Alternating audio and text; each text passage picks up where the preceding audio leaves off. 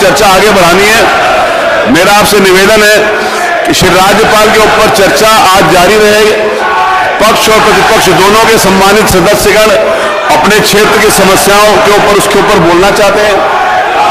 आप अगर विधानसभा की कार्रवाई इस प्रकार से बाधित करेंगे तो विधानसभा के सारे 403 माननीय सदस्यों के अधिकारों के ऊपर अतिक्रमण करेंगे। उसकी मैं इजाजत नहीं दे सकता। मेरा आपसे निवेदन है, मेरा विनम्र निवेदन है कि आप अपनी सीट पर जाएं।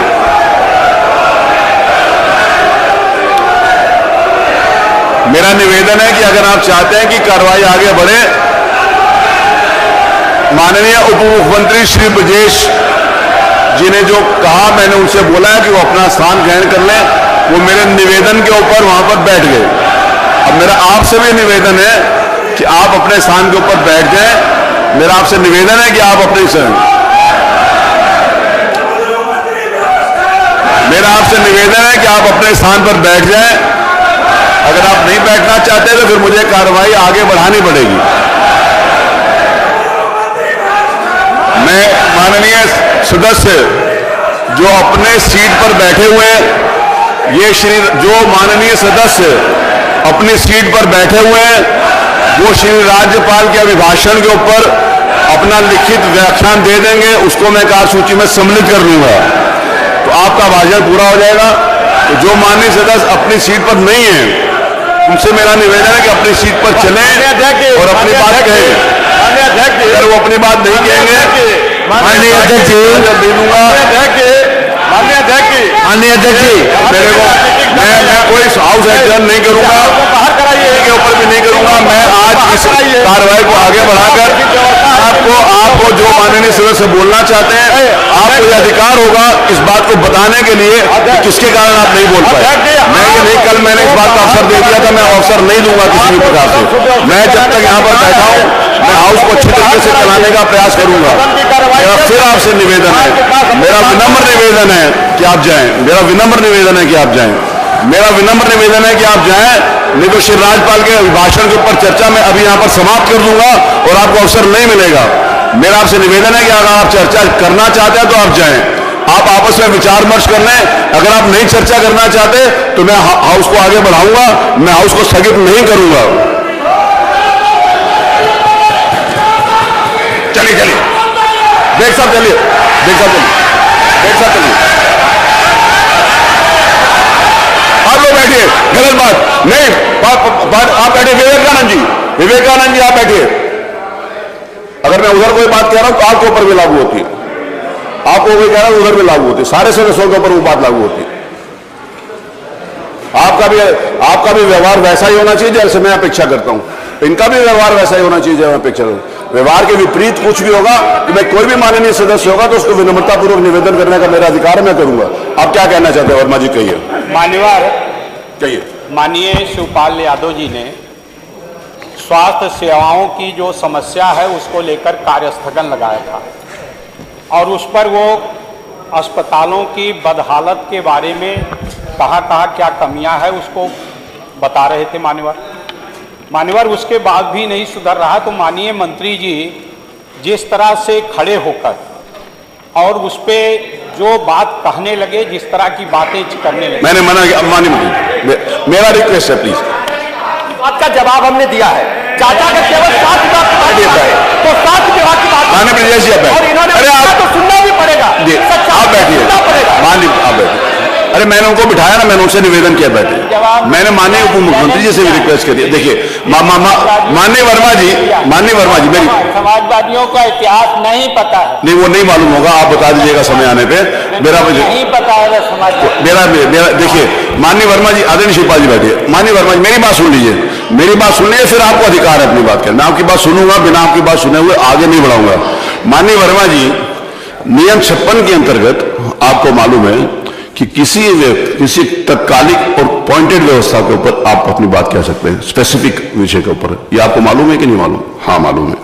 फिर भी आपके निवेदन के ऊपर मैंने इस बात को कहा कि स्वास्थ्य पूरी प्रदेश की स्वास्थ्य चर्चा के ऊपर नहीं लिया जा सकता। फिर भी मैंने, क्योंकि आपने ये बात मेरे से कही तो मैंने कहा मैं लूंगा, क्योंकि इतने वरिष्ठ सदस्य आदरणीय शिवपाल जी की सूचना थी तो मैं उनका आदर और सम्मान करता हूं, उस सूचना को अग्राह्य नहीं कर सकता था। फिर भी मैंने उसको ग्राह्यता के लिए सुनने के लिए ऊपर अपना निर्णय किया। आपको पता है कि अगर मैं नियम के हिसाब से चलता तो ये जो आपने सूचना दी उसमें नहीं आती थी। फिर आप मेरी बात से सहमत हैं, नहीं आती थी, फिर भी मैंने कहा कि नहीं कोई बात नहीं, अगर जनता से संबंधित कोई समस्या है तो उसको हाउस में उठाना चाहिए। हाउस में विपक्ष उठाएगा, आपका अधिकार है। सरकार को उन व्यवस्थाओं को ठीक करना चाहिएगा, माननीय मंत्री जी उसका जवाब देते हैं। लेकिन इस प्रकार की बातचीत, देखिए मैं हाउस को अच्छी तरीके से चलाना चाहता हूं जिसमें आप सब लोगों का सहयोग अपेक्षित है। आप सब लोगों के बिना हाउस नहीं चलेगा। अगर आप नहीं चाहोगे हाउस चले तो मेरे पास बहुत सारे है, मैं कार्रवाई समाप्त कर दूंगा। मेरे पास पर्ची आई थी कि हाउस स्थगित कर दीजिए।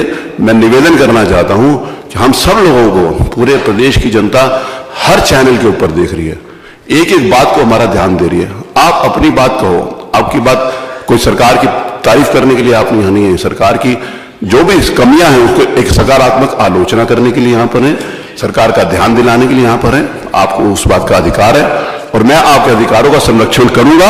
मैं इस बात को आपको विश्वास दिलाता हूं। सरकार को भी उस बात का जवाब देना पड़ेगा, लेकिन इस प्रकार के बिहेवियर से आप ना अपना भला करेंगे न प्रदेश की जनता का भला करेंगे। मेरा आपसे निवेदन है, क्योंकि मैंने माननीय शिवपाल जी को सुना, मैंने मंत्री जी को सुना है, ये नियम 56 में नहीं आती, इसको अग्राह्य करता हूं। मैं अगली सूचना लेता हूं।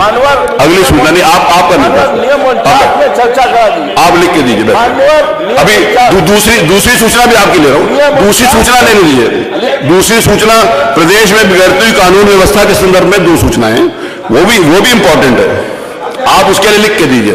ऐसे मुंह जबानी हम नहीं मानेंगे। आप लिख के दीजिए, पहले ही मैं पूछूंगा। नियम 49 पर श्री लालजी वर्मा जी, श्री रामचंद्र, श्री उमाशंकर जी, आप बैठिए। आप नहीं, आप अनावश्यक खड़े हो जाते हर बार, आपको इजाजत नहीं है। आप सबने दिया, नहीं आती आपके नियम 56 में। बैठ जाइए। माननीय शिवपाल जी, एक मिनट। माननीय शिवपाल जी आप बताइए प्लीज, एक मिनट। उमाशंकर जी तो करा दीजिए, आप लिख के दो, देखेंगे। बात पे चर्चा तो करा दीजिए। मैं कराऊंगा, आप लिख के दीजिए, मैं कराऊंगा। उसके समय और दिन तिथि निर्धारित करूंगा, मुझे दीजिए। माननीय उमाशंकर जी, चर्चा होगी, चर्चा के ऊपर जवाब देंगे, उनके पास जवाब देने का होगा। चलिए अध्यक्ष जी, मैं आपका आभारी हूं कि आपने जनपद उन्नाव में दिनांक 22 तारीख को दिन बुधवार को एक जमुना चौरसिया के बटाई खेत के लिए, बटाई खेत पे काम करने गई एक महिला के साथ जिस बर्बरता से उनकी हत्या की गई, और उसके ठीक बाद दूसरे दिन, अध्यक्ष जी इस प्रश्न को मेरा लाने का उद्देश्य यह था कि उन्नाव में लगातार 3 दिनों से, क्योंकि एक युवती के साथ, युवती को अपहरण करके बलात्कार करके उसकी हत्या की गई, जो हमारी सूचना में हमने नहीं दिया, हमने केवल 2 पर्टिकुलर सूचना को दिया है। मैंने सोचा कि चलिए ये घटना घटित हो गई होगी, सरकार इस पर ध्यान दे लेगी, लेकिन अध्यक्ष जी फिर 24 घंटा बाद कानपुर के उन्नाव थाना और सोहा क्षेत्र के अंतर्गत एक गांव निवासी युवती बुधवार दोपहर लगभग 12 बजे घर से 300 मीटर दूर असावर गांव में जमुना चौरसिया के बटाई खेत में घास लेने के लिए गई थी, लेकिन जब वो घर नहीं लौटी तब बाकी माइक बंद कर दीजिए। जो आपस में आदरणीय शिवपाल जी और वर्मा जी बात कर रहे हैं, मेरे को सुनाई पड़ रहा है, इनका माइक बंद कर दीजिए। आपका माइक की आवाज मुझे सुनाई पड़ रही थी। ये अनिल वर्मा जी, क्योंकि बहुत महत्वपूर्ण सवाल चेक करना है, और ये सवाल ऐसा है कि उन्नाव में लगातार 3 दिन हर 24 घंटे पे एक लोधी समाज की बेटी के साथ, एक कनौजिया समाज की बेटी के साथ, एक दलित समाज की बेटी के साथ उनके पहले अपहरण होता है, फिर बलात्कार होती है और फिर हत्या हो जाती है। इसलिए मैं इस घटना को बड़े दर्द भाव से सदन के सामने रखना चाहता हूं। केवल मेरा उद्देश्य यह है कि अगर ये पहली घटना जब घटित हुई, तमाम अखबारों में इस बात का जिक्र है, अखबारों का जिक्र नहीं होता है, अखबार इसको प्रमुखता से छाप रहे हैं कि अभी 24 घंटा भी नहीं बीता तब तक उसी सर्किल क्षेत्र में फिर ये दूसरी घटना हो गई। फिर दूसरे दिन अखबार छापते हैं कि अभी 48 घंटा हुआ कि तीसरी घटना हो गई। तो अध्यक्ष जी, मुझे लगता है कि वहां के प्रशासन अगर पहली घटना पे ही कोई अगर कठोर कार्रवाई कर देती तो मुझे लगता है कि इसका मैसेज, एक कार्रवाई पूरे प्रदेश में जब होती है, एक कोई कठोर कार्रवाई होती है तो पूरा प्रदेश में इसका मैसेज जाता है। और अध्यक्ष जी, लोगों को याद करना चाहिए आज भी लोग लाइन ऑर्डर के नाम पे बहुजन समाज पार्टी की बहुत सुश्री मायावती जी को याद करते हैं। वो ऐसा नहीं कि सबको लेकर गोली समाप्ति थी, लेकिन ये सबको इत्मीनान था कि अगर वह एक प्रदेश में कोई घटना में कड़ी कार्रवाई करती थी तो पूरा प्रदेश हिल जाता था। और मुझे लगता है कि उन्नाव जो लखनऊ हमारी सदन चल रही है, सदन में हम बैठ रहे हैं और इस सदन के समय में लगातार 3 दिनों से हर 24 घंटे के अंतराल पे एक बेटी को अपहरण करके उसके साथ बलात्कार करके उसकी हत्या कर दी जाए, तो मुझे लगता है कि इससे कोई मतलब और बुरा काम नहीं हो सकता है। इसलिए मैं आपके माध्यम से माननीय संसदीय कार्य मंत्री से चाहूंगा, और आप चूंकि ऐसा कानून बनाए, हम सभी विधायकों के लिए, अगर विधायक कोई सड़क पे जाम कर दिया, मुझे लगता है कि अगर कानून में होता है कि जेल में आने पर भी एफआईआर होगा, तो मुझे लगता है कि इसमें आधे विधायकों की सदस्यता समाप्त हो जाएगी। वो तो मेरे हाथ में नहीं करूंगा। तो अब तो मान लीजिए सड़क पे जाने के बाद सड़क पे अगर कोई विधायक चक्का जाम कर दिया, उसको 6 महीने में डिसाइड करके, चलिए वो ये विषय नहीं है, विषय पर आइए। इसलिए मैं चाहता हूं कि सरकार को ऐसे मामलों में कोई ऐसा कानून बनाना चाहिए कि लोग एक बार इस तरह के कृत्य सोचने के लिए उनके रूह कांप जाए। मैं ये आपके माध्यम से मैं अपील करता हूं। शिवलाल जी वर्मा, माननीय मंत्री जी, दूसरा विषय भी आ जाए तो एक साथ जवाब दीजिएगा, दोनों विषय आ जाए मान्यवर। हम एक साथ जवाब दे देंगे मान्यवर जी। लेकिन आप अवगत है मान्यवर कि नियम 56 में केवल एक ही घटना का सुनिश्चित जिक्र होना चाहिए मान्यवर। एक ही घटना की बात करी इन्होंने, लेकिन इन्होंने 3 विधि घटनाओं को कोट किया। एक ही और घटना का जवाब। नहीं, अपने नोटिस में केवल 2 घटनाएं, नोटिस भी देख ले मान्यवर, नोटिस में 2 घटनाओं का जिक्र है, इसमें 3 घटनाओं का। तो कम से कम इतने वरिष्ठ सदस्य को यह भी ख्याल रखना चाहिए कि हम भी नियम के अनुसार चलें। हम जवाब देंगे मान्यवर, जब आप कहेंगे जवाब नियम उसमें नोटिस में एक ही घटना माने। नहीं अध्यक्ष जी, मैं माननीय संसदीय कार्य मंत्री जी, मैंने इस बात का उल्लेख भी किया कि वो घटना एक और हुई थी, लेकिन मैंने उसको नोटिस में नहीं लाया। मुझे लगा कि आपकी, चलिए आपका जवाब, इसलिए मैंने कहा इस बात का, इसलिए मैंने पर्टिकुलर उस घटना के ऊपर बात करिएगा जो ग्राह्यता में है, वो ग्राह्यता के ऊपर बोली। मान्यवर, प्रदेश में माननीय मंत्री जी बार बार इस बात को कहते हैं कि कानून व्यवस्था की स्थिति बहुत सुदृढ़ है, जबकि व्यवहार में जस्ट उल्टा है। मान्यवर, इसी तरह के घटना अंबेडकर नगर में एक राम प्रवेश नाम का व्यक्ति अनुसूचित जात का, वो अपने बहन के घर गया हुआ था बेवाना थाने के अंतर्गत, और उसके साथ वहाँ पर कुछ विवाद था, जहाँ दूसरे लोगों में विवाद हो रहा था, वो बाहर से देख रहा था।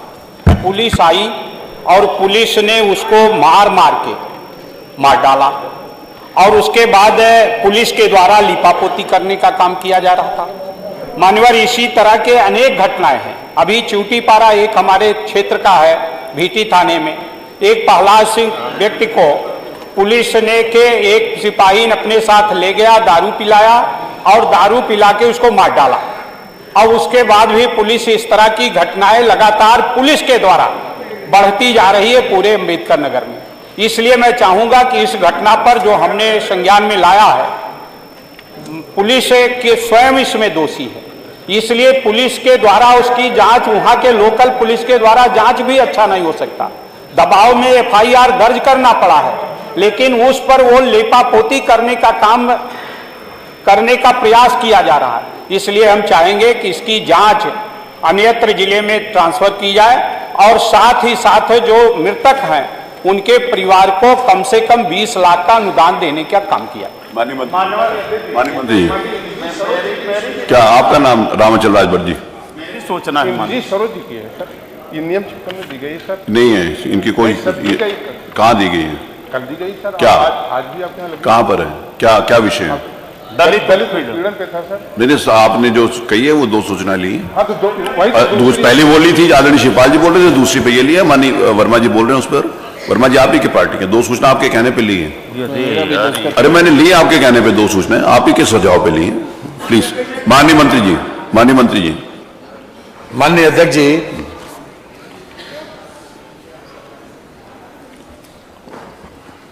तीन बातें सामने आई। एक, प्रदेश में कानून व्यवस्था खराब की बात आई। 2 घटनाओं का जिक्र माननीय उमाशंकर जी ने किया, और एक घटना का जिक्र माननीय श्री लालजी वर्मा जी ने किया। माननीय, आज पूरे देश और प्रदेश में अगर सबसे ज़्यादा उत्तर प्रदेश की वर्तमान सरकार की कोई उपलब्धि है माननीय, तो सबसे ज्यादा कानून और व्यवस्था को दुरुस्त करने के लिए। आज देश और दुनिया में लोग इस बात की सराहना करते हैं और पब्लिक परसेप्शन भी मान्यवर यही है कि उत्तर प्रदेश में सेफ्टी और सिक्योरिटी का माहौल सबसे ज्यादा है और हर वर्ग के लिए बराबर की स्थिति है। और जहां तक आंकड़ों का सवाल है मान्यवर, वो भी मैं आपके सामने बता दूं कि जो मेजर क्राइम्स हैं उसमें चाहे नेशनल क्राइम रिकॉर्ड ब्यूरो हो और चाहे हमारी लोकल पुलिस का हो, उसमें हमारी हर तरह से हमारे अपराध कम हुए मान्यवर। मैं खास तौर से इस बात को कोट करना चाहता हूं, ये 2016 के मुकाबले में 2022 के आंकड़े हैं मान्यवर। मैं आपकी अनुमति से मगर आप कहें मान्यवर तो मैं इसको पढ़ दूं। डकैती में मान्यवर 82% की कमी आई, लूट में 67% की कमी आई, हत्या में 37% की कमी आई, बलवे में 55% की कमी आई, गृह वेदन में 10% की कमी आई और फिरौती के लिए अपराध के लिए 51% की कमी आई। मानो ये मोटा मोटा आंकड़ा, ज्यादा समय हम सदन का नहीं लेना चाहते, लेकिन हर तरह से उत्तर प्रदेश की कानून व्यवस्था आज लोगों के लिए मिसाल है। और योगी जी की सरकार दोबारा सत्ता में आने का सबसे बड़ी वजह यही है कि उत्तर प्रदेश में लॉ एंड ऑर्डर मेंटेन हुआ और गुड गवर्नेंस के आधार के ऊपर योगी दोबारा सरकार चुन के आए। जहां तक सवाल आपका है मान्यवर, समाचार पत्रों पे पढ़ने के आधार के ऊपर घटना लगाई जाती, व्यक्तिगत रूप से जानकारी हो चाहे ना हो, अखबार में पढ़ा, घटना लगा दी कि भाई क्या हो रहा है और 9 में क्या हुआ। अरे आप क्यों बोल रहे हैं? आप पहले बात तो सुनिए। उन्नाव वाली उनकी है। आप तात्कालिक है, आपके नवंबर की तरह कहा कि आप दिसंबर में लाए क्यों नहीं? 5 और 6 दिसंबर को हाउस हुआ तो क्यों नहीं लाए? 5-6 दिसंबर को हाउस हुआ, सदन आया तब लगाया। 5 और 6 दिसंबर को हाउस हुआ, ऐसे ही आप बैठे थे, आप भी थे। आज जो घटना लाए 30 नवंबर की है, 30 नवंबर की है, अब आप 5 और 6 दिसंबर को हाउस हुआ तो हो चुका था एक बार हाउस। ये तात्कालिक है? नहीं, कहा उसमें क्या शोक प्रस्ताव हुआ, 6 केवल एक हाउस हुआ, उसमें हम कहां से लाते? उस दिन नियम 56 लिया गया था? कहां लिया गया? लिया गया नहीं लिया गया। आप हर वक्त हर बात को बोल लेते हैं। आप तो खड़े हो कि जब मौका हो तो बोल लेते, नहीं मौका हो तो भी बोल लेते अपनी बात। और क्या नहीं, लेकिन हम जवाब देंगे। अरे हम जवाब से नहीं भागते कभी, हम जवाब देंगे, हम जवाब से कभी नहीं भागते। हाँ, हम हर चीज का हम जवाब, हम टेलीफोन करके 2 बार अभी एसपी से पूछ के आए, हम अभी एसपी से 2 बार बात करके आने वालों पूछ लेना एसपी से। आप कभी नहीं भागते हैं इस जवाब से, और जवाब देंगे हम, बिल्कुल हमारा जवाब है मान्यवर। एक थाना असोहा की घटना जो मेरी की बताई है मान्यवर, ये घटना हुई मान्यवर, जो बेटी मरी है वो प्रेम प्रसंग के कारण मरी और 12 घंटे के अंदर उसके मुलजिम को एक मुलजिम है विकास, वो जिससे पहले जिसका उसका संबंध था, अब वो दूसरे से संबंध हो गया, इस कारण उसकी ये घटना हुई और 12 घंटे के अंदर मुलजिम गिरफ्तार हो गया। उसका नाम विकास है, विकास पुत्र संतोष। आप जो कह रहे हैं कि कुछ होना नहीं चाहिए, कि तात्कालिक अगर हो जाता तो उसमें कुछ दूसरा हो जाता, ये थाना असोहा घटना जो आपने पहले श्री उमाशंकर जी ने उठाई है, ये थाना असोहा धारा 302 में क्राइम नंबर 46/2023 के इसमें मुकदमा पंजीकृत हुआ और मान्यवर एक सिंगल इसमें अक्यूज है। गला दबाने से एंटी मॉर्टम स्ट्रेगुलेशन आया, गला दबाने से यह घटना हुई और उसमें मुलजिम की गिरफ्तारी हो गई मान्यवर, मुलजिम जेल में है इस समय। दूसरा मान्यवर, दूसरी घटना आपकी है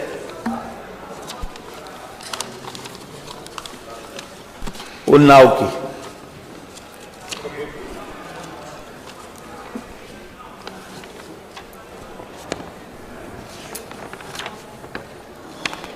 ये मान्यवर मैं आपके पास कहिए तो मैं भेज दूं, पुलिस रिपोर्ट भी भेज दूं आपके पास, मेरे पास है सूचना। मान्यवर दूसरी घटना 23 तारीख की है, ये थाना शफीपुर की घटना है। ये मान्यवर इसमें जो हमारे पास पोस्टमार्टम की रिपोर्ट आई है उसमें antemortem injury crush injury आई, यानी किसी कुचलने से मरने की बात आई। अभी तक किसी प्रकार के कोई, जैसे आपने कहा ना बलात्कार, कम से कम इतने जिम्मेदार सदस्य को इस प्रकार की ऐसी बात कोर्ट नहीं करनी चाहिए कि बलात्कार के बाद उसकी घटना कर दी गई। आप किसी भी बारे में कुछ भी कह दें, ऐसा ठीक नहीं लगता है। आपको भी थोड़ा सोच समझ के बोलना चाहिए। हाउस में बोल रहे हैं, ये अपने आप में क्रश इंजरी है। रात में उसकी मृत्यु होती है और पूरी तरीके से शासन अपना काम कर रहा है, सरकार अपना काम कर रही है, पुलिस विभाग ने पूरी मुस्तैदी के साथ इसमें हम जैसी भी इसमें जांच होगी, हम जांच भी आपके सामने ला कर रख देंगे। लेकिन कोई भी किसी को बचाने का कोई इरादा नहीं और किसी को कोई घटना छुपाने का भी इरादा नहीं। और ये हमारी योगी सरकार का सबसे बड़ा वो है कि कोई भी व्यक्ति नाजायज तरीके से भी परेशान न किया जाए और जो दोषी हो किसी हालत में छोड़ा न जाए, किसी हालत में नहीं छोड़ा जाए। क्रश इंजरी है, मैं आपके पास भी रिपोर्ट भेज देता हूं। क्रश इंजरी हम आपको सुन लेंगे, क्या जवाब दे ले पहले, क्या जवाब दे ले पहले, हम सुन लेंगे। क्रश इंजरी है मान्यवर, और इसमें जो भी दोषी पाया जाएगा उसमें उसको सजा जरूर दी जाएगी। पुलिस द्वारा डॉग स्क्वाड टीम व सर्विलांस सेल की मदद से घटना के अनावरण के प्रयास किए जा रहे हैं। शीघ्र ही घटना का सफल अनावरण करा लिया जाएगा। कानून व्यवस्था की स्थिति सामान्य। अब सवाल यह है, घटना एक है आपकी अंबेडकर नगर की। मान्यवर, अंबेडकर नगर की जो घटना है वो 30/11 की घटना है। मान्यवर, दो पक्षों में लड़ाई हुई, निषाद पक्ष के लोग थे और उसके बाद इसमें कहा यह जाता है कि एक व्यक्ति की जो 400 मीटर दूर रहता था, पुलिस वालों ने उसको मार दिया। ये इसमें आरोप है। जो प्रोसिक्यूशन केस है वो ये है कि इसमें दो पुलिस वालों ने उसको मार दिया। जो लोग पुलिस वाले, जिन लोगों का नाम आए थे, उन लोगों को सस्पेंड कर दिया गया और मेडिकल रिपोर्ट के आधार के ऊपर यहां से फिर लीगल भी उसके बारे में ओपिनियन सीख की गई। वो भी हम आपके सामने अभी भेजे देते हैं, जो यहाँ की लीगल टीम की ने जो रिपोर्ट दी है मानव। इसमें जो पोस्टमार्टम की रिपोर्ट आई, जो माननीय वर्मा जी ने उठाया है मैटर कि एक व्यक्ति की उसमें मौत हुई, उसमें जो मृत्यु का कारण बताया है डॉक्टर ने एस्फिक्सिया एंड शॉक। एस्फिक्सिया कहते हैं दम घुटने से, श्वास रोधक एस्फिक्सिया इसको कहते हैं sir, and shock due to antemortem throttling. Throttling कहते हैं गला दबाने को। Under soft object in inhibition induced shock. इसमें बिस्रा को प्रिजर्व किया गया है और प्राथमिकता के आधार के ऊपर बिस्रा इसमें भी यहां पर भेजा गया है। जो हमने जब अभी रिपोर्ट जब आई तो उसमें हमें कंप्लीट नहीं लगा, तो मैं 11:40 पे फिर से गया। हमने कहा इसमें डिटेल रिपोर्ट भेजो, किस डॉक्टर ने लिखा है। तो किस डॉक्टर ने लिखा है वो डॉक्टर के नाम भेजे दे रहे हैं आपको। शासन की कोई मंशा नहीं है कि हम किसी को बचाएं। विवेचना से हत्या के अपराध संबंधी अभी तक कोई ठोस साक्ष्य प्राप्त नहीं हुए। पीएम रिपोर्ट के संबंध में अपर निदेशक मेडिको लीगल एवं राज्य चिकित्सा उत्तर प्रदेश लखनऊ से मृत्यु के कारणों के संबंध में जानकारी हेतु रिपोर्ट प्रेषित की गई, जिसके संबंध में doctor G Khan MD FMT with in bracket expert medico legal state medico legal cell द्वारा लखनऊ द्वारा प्रेषित रिपोर्ट दिनांक 16/1/23 की छाया प्रति संलग्न है, जिसके अवलोकन से स्पष्ट है कि मृतक प्रवेश की मृत्यु पिटाई से नहीं हुई है। बिस्रा रिपोर्ट प्राप्त करने हेतु तो विशेष वाहक विधि विज्ञान प्रयोगशाला वाराणसी भेजा गया है। परीक्षण क्रमांक पर न आने के कारण बिस्रा परीक्षण रिपोर्ट प्राप्त नहीं हुई है। निदेशक विधि विज्ञान प्रयोगशाला द्वारा प्रकरण को उच्च प्राथमिकता पर दर्ज कर दिया गया है। विवेचना प्रचलित है। विवेचना के निष्पक्ष निस्तारण है तो विवेचक पर्यवेक्षण अधिकारी को आवश्यक दिशा निर्देश दे दिए गए हैं। परीक्षण रिपोर्ट प्राप्त होने पर अग्रिम विधिक कार्रवाई की जाएगी। घटना में नामित दोनों आरक्षियों को तत्काल प्रभाव से निलंबित कर दिया गया है। विभागीय कार्रवाई प्रचलित है। मानवर पूरी तरह से ये जो आपके सामने है, मैं आपके ऊपर रिपोर्ट भी भेजे देता हूं जो वहां से आई, और जो सप्लीमेंट्री रिपोर्ट आई वो भी भेजे देता हूं। दोनों रिपोर्टें, क्योंकि पहली रिपोर्ट से हम भी संतुष्ट नहीं हुए कि आखिरकार किसने ये भेज दिया, क्योंकि अगर पिटाई का आरोप है तो कम से कम ये तो आना चाहिए कि पिटाई नहीं हुई, और तो इसीलिए बिस्रा भेजा गया, तो इसलिए दम घुटने से मौत हुई। जब बिस्रे की रिपोर्ट आ जाएगी माननीय तो इसको भी कार्रवाई कर दी बाद पटल पर रख दी। मेरा मान्यवर कहना यह है कि जो घटना आपने बताई, शासन पूरी तरीके से मुस्तैदी के साथ उसका पर्यवेक्षण भी कर रहा है और निर्देश भी है स्टैंडिंग कि किसी भी तरीके से किसी दोषी को बख्शा न जाए। हम आपके माध्यम से पूरे सदन को आश्वस्त करना चाहते हैं कि जो भी इसमें दोषी पाया जाएगा उसको सजा जरूर मिलेगी, ये हम आपके माध्यम से कहना चाहते हैं। ये नियम 56 में नहीं आता, इसलिए उसको अगर आपने उमाशंकर जी से कहा था कुछ वो पूछेंगे तो बताएं। एक हम निवेदन कर लें, एक वो कर लें फिर उसके बाद आप कर लें। जी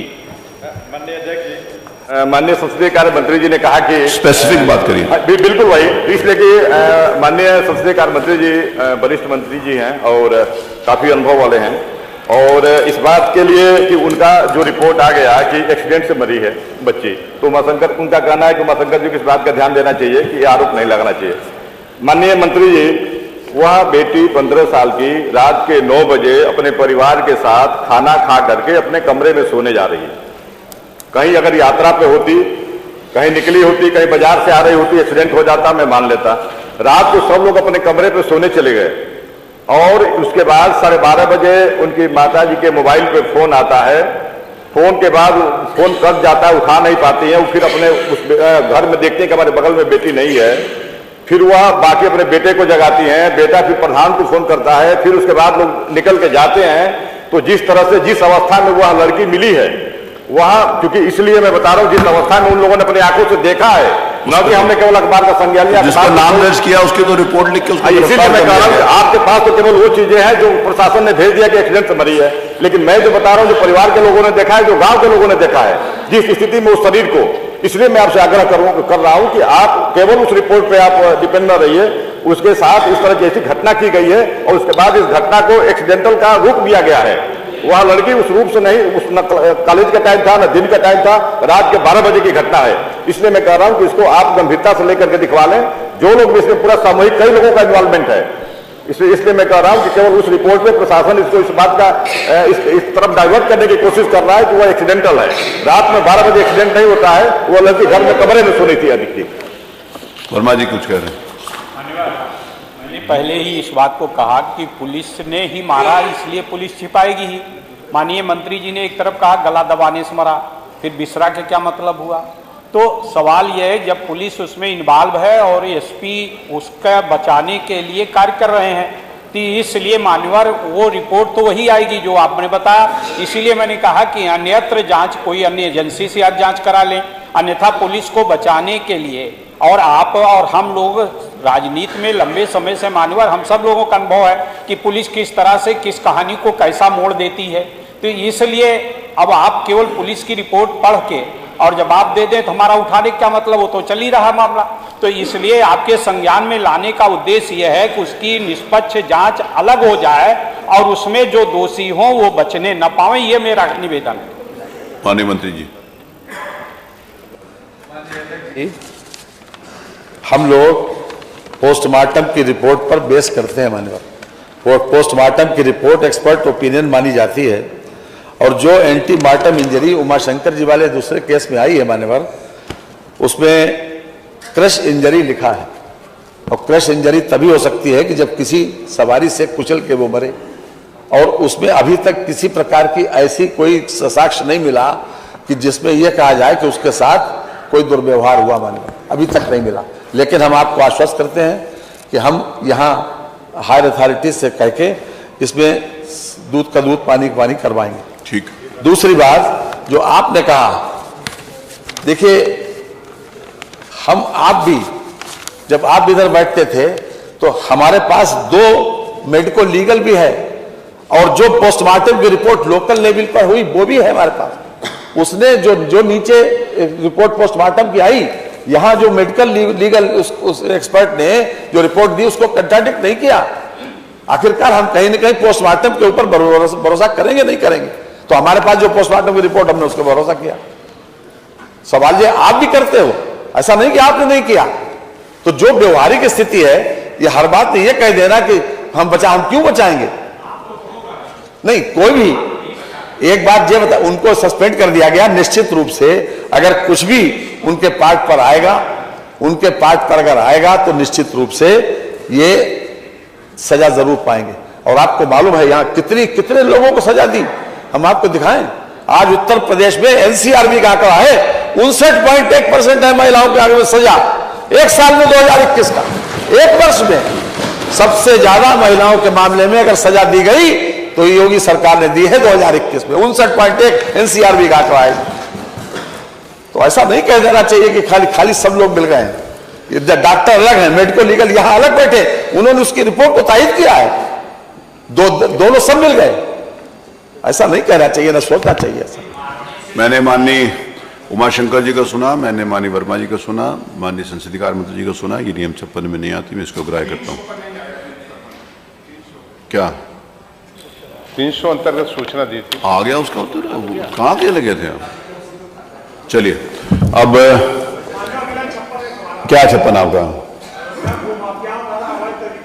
की जारी जो मर गए हैं या जो देखो स्पेसिफिक घटना कोई बताइए जिस प्रकार से नियम 56 के अंतर्गत उसकी ग्राह्यता हमारे है। क्षेत्र में एक समदा ग्राम पंचायत है, वहां के मोहम्मद इब्राहिम रहते हैं यंगून में, म्यांमार। इसमें कहाँ रहते हैं?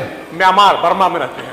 वर्मा जी क्या? म्यांमार ठीक है, इसका नाम समझ पहले वर्मा था, वो और डिस्ट्रिक्ट यंगून में रहते हैं। हाँ। उनकी जगह फर्जी आदमी खड़ा करके और जमीन की रजिस्ट्री आप दे दो, मैं माननीय मंत्री जी को संज्ञान में लेता, ध्यानाकर्षण के लिए इसको स्वीकार किया जाता है। ठीक।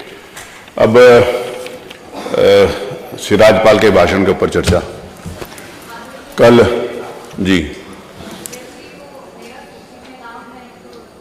आज बोलने का अवसर प्रदान इस सूची में सबका नाम है, बोलने का अवसर देंगे। कल मैंने दोनों सूचियां देखी हैं, इधर से भी माननीय जो मुख्य सचेतक ने भेजी, इधर से भी भेजी थी। कृपया महिला सदस्यों पे, उसमें महिला सदस्यों को पहले प्रेफरेंस दी गई है। अगर ये कहेंगे तो मैं महिला सदस्यों को प्रेफरेंस दे दूंगा, क्योंकि कल भी ये श्री पल्लवी जी बोली थी, इनका बाद में नाम था। इधर से भी हमारी 2 बहनें बोली थी, उसका भी बाद में नाम था। तो इसके बाद अभी मैं नेताओं को बुलाऊंगा, नेताओं को बुलाने के बाद आपको बुलाऊंगा। अभी माननीय नेता अपना दल श्री सोनेलाल जी बोलिए।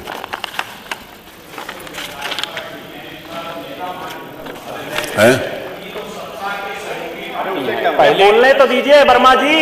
सत्ता के हैं, मंत्री भी हैं मान्यवर, इनका बोलना पार्टी का माना नहीं जाएगा, वो तो सरकार का नहीं, बोलना हम माना जाएगा। वर्मा जी इसलिए पहले मेरे मान्यवर पास जो सीरियल से सूची है वो। पहले इस मान्यवर जब सत्ता के साथ सहयोगी हो गए तो सीरियल में अपने आप अलग हो गए।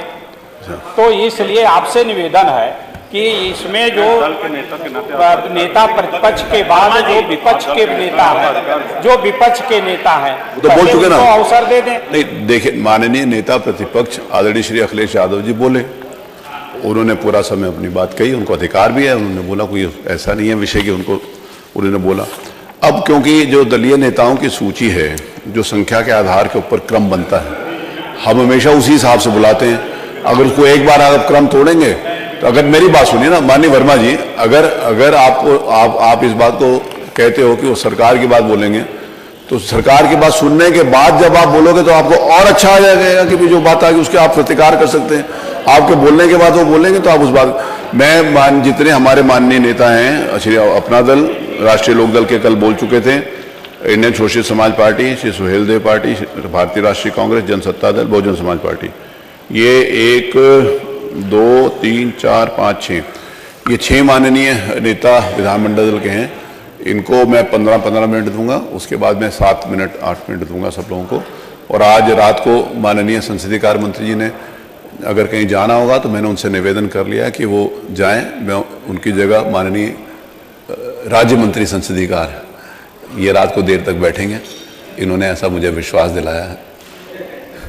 तो रात को देर तक चर्चा जारी रखेंगे। अभी इनके बाद फिर मैं इधर दोनों तरफ से ये लूंगा। माननीय आशीष जी। धन्यवाद अध्यक्ष महोदय, आपने मुझे राज्यपाल महोदया के अभिभाषण पर अपना पक्ष रखने का अवसर प्रदान किया। मैं अपनी पार्टी अपना दल की ओर से माननीय राज्यपाल महोदया के पंकज अभिभाषण में उनके समर्थन पे खड़ा हुआ हूं। नहीं है महोदय, आज हम जब राज्यपाल महोदया के अभिभाषण मनीषा की सिजा। चर्चा कर रहे हैं, कल हमने नेता प्रतिपक्ष का भी पक्ष सुना, माननीय सदस्यों का भी पक्ष सुना, सबका पक्ष विपक्ष के सबका। तो सबसे पहले मैं इतना कहना चाहूंगा कि हमारी सरकार सुशासन, सुरक्षा, विकास के मार्ग पर आगे बढ़ते हुए अपराध और भ्रष्टाचार के प्रति जीरो टॉलरेंस की नीति के साथ शांति और सद्भाव का वातावरण सुनिश्चित कर रही है। मान्यवर अध्यक्ष महोदय, हम सब कल से लेकर के जब से परिचर्चा प्रारंभ हुई है, कई विषयों पर बात रख रहे हैं। मैं सिर्फ 2 विषयों पे अपनी बात रखना चाहता हूं। मान्यवर, कल हमारे नेता प्रतिपक्ष ने 2 बातें रखी, एक जाति जनगणना और दूसरा क्रेडिबिलिटी। मैं सबसे पहले जाति जनगणना पर एक विषय रखना चाहता हूं। हमारी पार्टी और हमारी नेता प्रारंभ से जाति जनगणना की मांग करती रही है और हमारी पार्टी आज भी ये कह रही है कि जाति जनगणना होनी चाहिए। मैं अपने समाजवादी पार्टी के साथियों से बस इतना पूछना चाहता हूं। वर्मा जी सुन लें मेरी बात भी। मेरी बात आप अपने नेता तक पहुंचा पाएंगे, ये मुझे विश्वास है।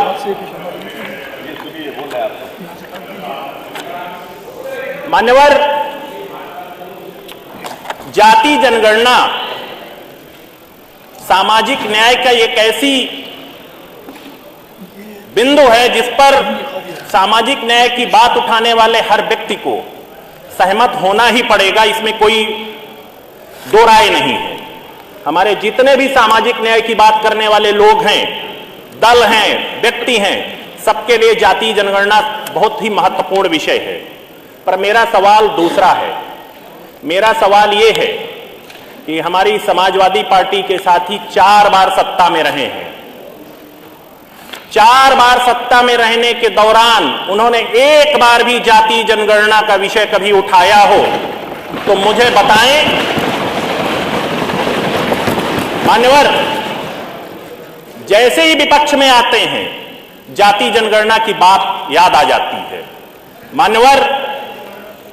मान्यवर, मैं एक विषय रखना चाहता हूं, अपने समाजवादी पार्टी के साथियों से पूछना भी चाहता हूं कि ये जो जाति जनगणना का विषय 2012 से हमारी नेता जब इस सदन की सदस्य बनी पहली बार, तो हमारे नेता प्रतिपक्ष के मुख्यमंत्रित्व काल में उन्होंने कई बार यह विषय उठाया।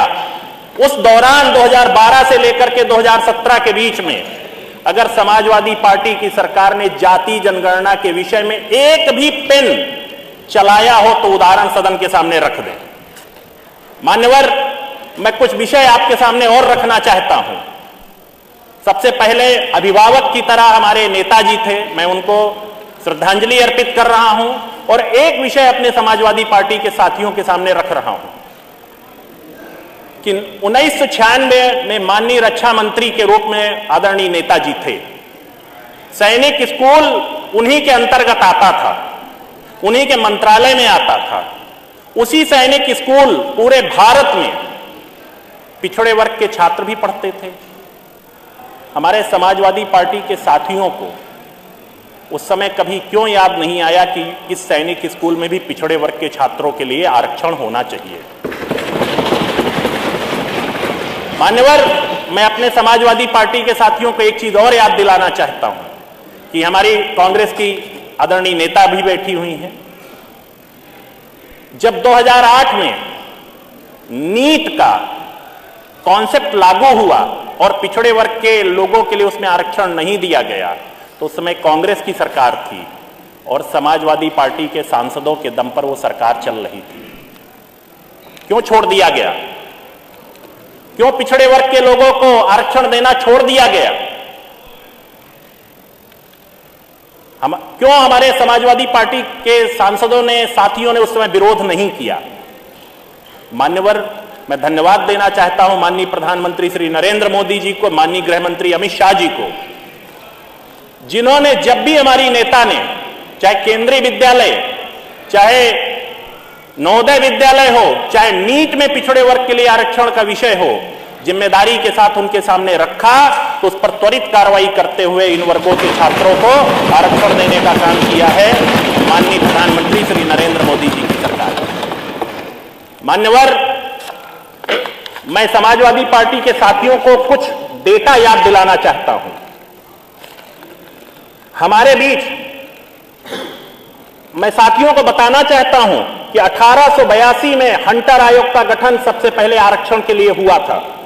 महात्मा ज्योतिबा फुले ने निःशुल्क और अनिवार्य शिक्षा के रूप में सरकारी नौकरी में आरक्षण का विषय सबसे पहले उठाया था। हमारे समाजवादी पार्टी के साथियों को सब चीजें याद भी नहीं है और सुनने के लिए क्षमता भी नहीं है, इसीलिए आधे से ज्यादा लोग इस महत्वपूर्ण विषय पर यहां पर सदन में मौजूद नहीं।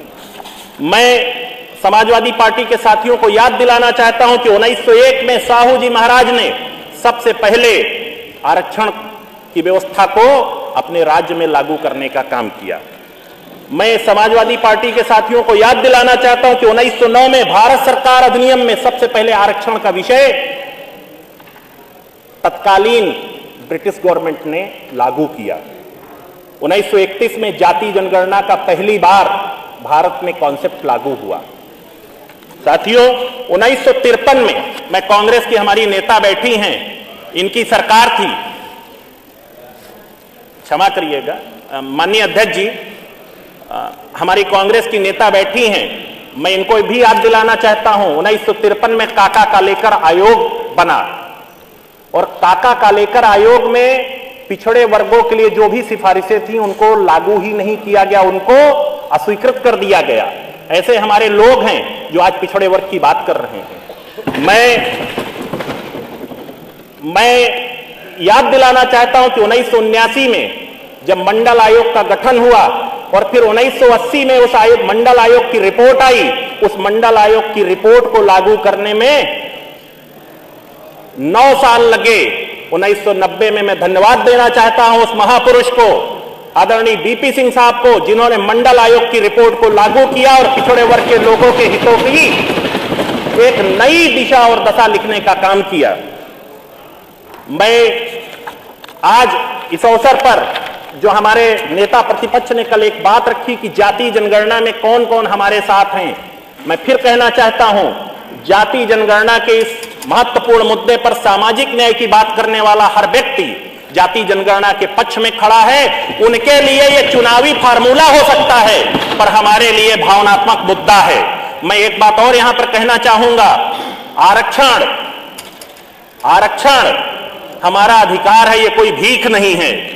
यह विषय हर सामाजिक न्याय की बात करने वाले व्यक्ति के दिमाग में, दिल में बैठी हुई है महोदय। इसलिए जो इसको चुनावी फार्मूला के रूप में प्रयोग करना चाहते हैं, एक बार पहले झांक लें कि जब वो सत्ता में थे तो उन्होंने इस विषय को कभी क्यों नहीं उठाया। मान्यवर, दूसरा विषय हमारे कल नेता प्रतिपक्ष ने एक बात रखी, क्रेडिबिलिटी। इसमें क्रेडिबिलिटी में बड़ा अच्छा महत्वपूर्ण बिंदु रखा है उन्होंने। क्रेडिबिलिटी, पॉलिटिकल क्रेडिबिलिटी सबसे महत्वपूर्ण होती है। इसके अलावा आप करते क्या है, कहते क्या है, इसकी भी एक क्रेडिबिलिटी होती है। कथनी और करनी में अंतर क्या है, मैंने जाति जनगणना के विषय पे हमारे समाजवादी पार्टी के साथियों के सामने रख दिया। आदरणीय वर्मा जी के सामने मैं बहुत जूनियर हूं, बहुत सीनियर है, मैं उनके सामने क्या रखूं, लेकिन मैं इतना जरूर कहूंगा कि क्रेडिबिलिटी शब्द जो है, आप स्वयं सोचिए कि आपने अगर जाति जनगणना के बारे में कभी कुछ सोचा होता, कुछ किया होता, तो आज आपको उसको चुनावी फार्मूले के रूप में इस्तेमाल ना करना पड़ता और जनता आपको 17, 19 और 22 के चुनाव में डिस्क्रेडिट न कर देती। मान्यवर, मैं तो अपनी धन्यवाद देना चाहूंगा माननीय प्रधानमंत्री जी और माननीय मुख्यमंत्री योगी आदित्यनाथ जी की डबल इंजन की सरकार ने। कल एक विषय आया कि जापान कौन कौन गया था। जापान मैं गया था, मेरे वरिष्ठ मंत्री जयवीर सिंह साहब गए थे, और जापान में क्रेडिबिलिटी की जो बात है वो मैं बताना चाहूंगा मान्यवर, कि जापान में जब हम जापानी उद्योगपतियों से मिले तो सबने एक स्वर में एक बात कही कि ये मोदी जी का हिंदुस्तान है और उस मोदी जी के हिंदुस्तान में हमें भरोसा है, हम जो पहले काम करते रहे हैं उससे ज्यादा उस मोदी जी के हिंदुस्तान में हमें भरोसा है, क्योंकि उन्होंने हिंदुस्तान को ईज ऑफ डूइंग में एक नई दिशा और दशा देने का काम किया है। ये क्रेडिबिलिटी होती है मान्यवर। हमारे इसी उत्तर प्रदेश में 4 बार की सरकार चलाने वाले लोग बात करते हैं स्वास्थ्य सेवाओं की। आपको भी अवसर मिला था, आपने मेडिकल कॉलेज क्यों नहीं बनाया? आपको भी अवसर मिला था, आपने कैंसर हॉस्पिटल बनारस में जो बना है आपने क्यों नहीं बनाया? कांग्रेस की सरकार रही है, समाजवादी पार्टी उसका समर्थन करती रही है। आपने एक अच्छा कैंसर हॉस्पिटल जैसे बनारस में बना है, पूर्वांचल के कैंसर के लोग जो हैं पेशेंट वहां जाकर के इलाज करा रहे हैं। मान्यवर, कभी आपने कोशिश करके देखी होती, पर आपके अंदर इच्छा शक्ति ही नहीं है, क्योंकि फिर वही बात आती क्रेडिबिलिटी की। आप मान्यवर, मैं तो तथ्यों के साथ आपसे बात कर रहा हूं। मैं निवेदन करूंगा, लखनऊ में ही नहीं बना, अभी तो मैं धन्यवाद देना चाहता हूं, फिर वही क्रेडिबिलिटी की बात आ रही है। अमेरिका की एक स्वयंसेवी संस्था ने 480 करोड़ रुपए इसी एसजीपीजीआई को डोनेट कर दिया है, इसी यूपीजीआईएस के दौरान। यही क्रेडिबिलिटी होती है सरकार की, यही मोदी जी की क्रेडिबिलिटी है। हमारे साथी कहते हैं, कल चर्चा हो रही थी बार बार क्रेडिबिलिटी पर। हर गरीब व्यक्ति ने, जिसको आवास मिला है, जिसको गोल्डन कार्ड मिला है, उसके मन में जो क्रेडिबिलिटी सरकार के प्रति बढ़ी है या मजबूत हुई है, उसी का नतीजा है कि 17 भी साफ, 19 भी साफ और 22 भी साफ और 24 में नतीजा आपके सामने आने वाला है। आपने कई फार्मूले बनाए, आपने गठबंधन भी किया, ऐसा बड़ा गठबंधन कि 19 में हमारे पूरे उत्तर प्रदेश, पूरी दुनिया में यह था कि अब तो कुछ होने वाला नहीं है। फिर क्रेडिबिलिटी की बात आती है, जो करता है उसी की क्रेडिबिलिटी बनती है। मान्यवर, मैं अपने समाजवादी पार्टी के साथियों को याद दिलाना चाहता हूं कि त्रिस्तरीय आरक्षण का जब विषय था तब आपने क्या किया। आज आप उल्टी बात करते हैं। जब प्रमोशन में रिजर्वेशन का विषय था तब ने आपने संसद के अंदर आपने फाड़ करके फेंक दिया। ये आपकी क्रेडिबिलिटी है, ये आपका सामाजिक न्याय के प्रति कमिटमेंट है। मान्यवर, मैं आपको याद दिलाना चाहता हूं, कल बात हो रही थी कि हुआ क्या। जब आप कुछ करना चाहते हैं, आप जाकर के मिर्जापुर के अंदर एक बार देखिए कि परिवर्तन करने की अगर आपके अंदर इच्छा शक्ति है तो परिवर्तन होता कैसे है। आपको एक विश्वास आपको रखना पड़ेगा, लोगों को विश्वास दिलाना पड़ेगा। मान्यवर, मैं बहुत एक विषय पे अपने समाजवादी पार्टी के साथियों से पूछना चाहता हूं। मैं तकनीकी शिक्षा मंत्री हूं, शिक्षा से संबंधित विषय पे बात रखा हूं। मेरे वरिष्ठ सदस्य, मेरे वरिष्ठ मंत्री, उच्च शिक्षा मंत्री भी बैठे हैं। मान्यवर, इसके पहले कभी किसी को इस बात की चिंता क्यों नहीं हुई कि यहां के विश्वविद्यालयों को भी नैक का ग्रेडेशन मिलना चाहिए? क्योंकि आपको इस बात की चिंता ही नहीं थी। आप 4 बार सरकार में रहे हैं और नैक के बारे में आपने कभी सोचा ही नहीं है कि नैक का ग्रेडेशन होगा, उत्तर प्रदेश के विश्वविद्यालयों की एक अलग छवि बनेगी। मान्यवर, इस नैक का मैं धन्यवाद देना चाहता हूं राज्यपाल महोदया को, जिनके कुशल निर्देशन में उच्च शिक्षा, प्राविधिक शिक्षा और चिकित्सा शिक्षा, सभी विभागों के सभी विश्वविद्यालयों ने तेजी से मेहनत किया पिछले 1 वर्षों में। और सबसे पहले गौरव के साथ मैं आपको बताना चाहता हूं कि प्राविधिक शिक्षा विभाग के अंतर्गत आने वाले मदन मोहन प्रौद्योगिकी विश्वविद्यालय ने उत्तर प्रदेश में पहली बार A+ का नैक का ग्रेडेशन प्राप्त किया। फिर लखनऊ विश्वविद्यालय ने A++ का ग्रेडेशन प्राप्त किया। ये इच्छा शक्ति है, ये क्रेडिबिलिटी है, ये काम करने की।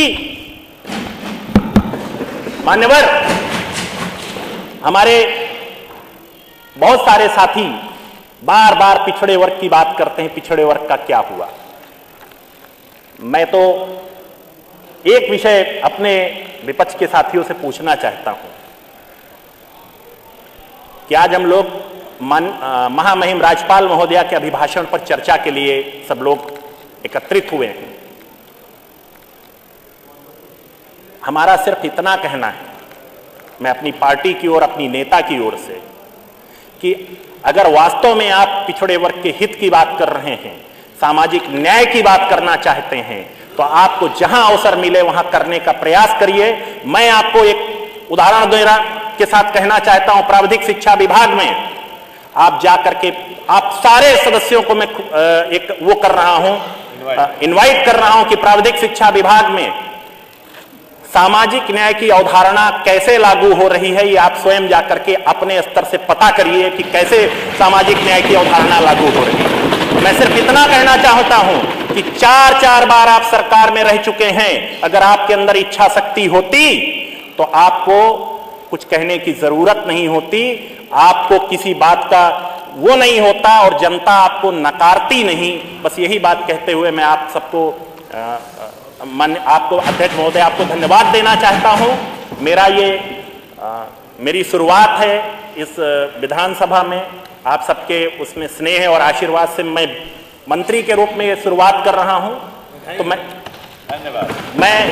इतना बस कहना चाहूंगा कि जिस विषय पर, जिस तरह से हमारे माननीय विधानसभा अध्यक्ष जी ने यहाँ के बहस के वातावरण को बहुत ही उच्च स्तर पर ले जाने का काम किया, मैं उनको भी धन्यवाद देना चाहता हूं।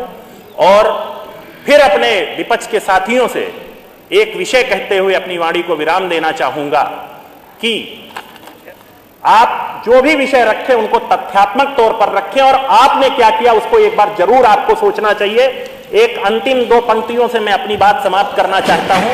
अटल जी के, श्रद्धेय अटल जी की 2 कविताएं थी, मतलब 2 लाइन मेरे को हमेशा याद रहती है। टूटे मन से कोई खड़ा नहीं होता है और छोटे मन से कोई बड़ा नहीं होता है। मैं इतना कहूंगा कि आपका मन छोटा है, इसलिए आप सत्ता से अभी बहुत दूर रहेंगे, और आपका मन टूट चुका है। आप जो चीज बोल रहे हैं, जो कहना चाहते हैं, वास्तविक रूप से उसे रख नहीं पा रहे हैं, इसलिए आपको खड़े होने में अभी बहुत समय लगेगा। धन्यवाद। जय हिंद, जय भारत। श्री अनिल कुमार त्रिपाठी जी, निर्बल इंडियन शोषित हमारा आम दल।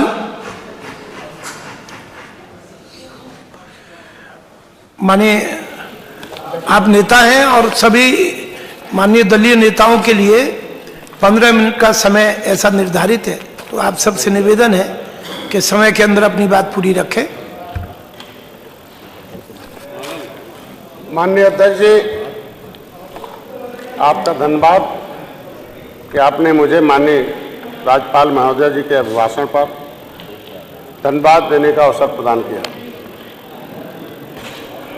मैं आपकी अनुमति से कुछ कहना चाहता हूं कि जो हमारी सरकार देश और प्रदेश की जनता में सुख शांति संपन्नता से परिपूर्ण हो, इसके लिए माननीय प्रधानमंत्री नरेंद्र मोदी जी को, उत्तर प्रदेश के माननीय यशस्वी मुख्यमंत्री योगी आदित्यनाथ जी को धन्यवाद देता हूँ कि हमारी सरकार जन आकांक्षाओं की पूर्ति हेतु सबका साथ, सबका विकास एवं सबका प्रयास के लक्ष्य को सभी वर्गों की उन्नति, कल्याण और सर्वांगीण विकास के प्रति संकल्पित है। मैं माननीय मुख्यमंत्री जी को बधाई विशेष रूप से दूंगा कि उन्होंने उत्तर प्रदेश में सुशासन, सुरक्षा, विकास एवं अपराध और भ्रष्टाचार मुक्त प्रदेश बनाया, जिसके कारण माननीय प्रधानमंत्री जी द्वारा उनके विजन को, जो देश की अर्थव्यवस्था को $5 ट्रिलियन बनाए जाने तथा उत्तर प्रदेश के माननीय मुख्यमंत्री को $1 ट्रिलियन की जो लक्ष्य प्राप्ति हेतु नियोजित प्रयास कर रहे हैं, इसी क्रम में सफलतापूर्वक जो ग्लोबल इन्वेस्टर समिट 2023 निवेश के लिए महाकुंभ में जो इन्वेस्टरों ने बढ़ चढ़कर हिस्सा लिया, जिसके फलस्वरूप 33,50,000 करोड़ रुपए से अधिक का जो 19,000 लगभग 58 निवेशक जो प्राप्त हुए हैं, जिसमें 94 लाख रोजगार होंगे, जो हमारे प्रदेश के लिए बहुत ही गर्व का विषय है। मैं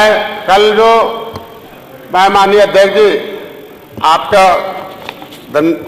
ध्यानाकर्षण करूंगा कि कल मैं चिन्हित किया जा रहा था कि मंत्री बनने के लिए मंत्री जी क्या मंत्री बनने के लिए आए हैं, और जब मैं खड़ा हुआ तो अधिकारों की बात जब शुरू किया तो पीछे से आई कि नाव वाले नाव लेके।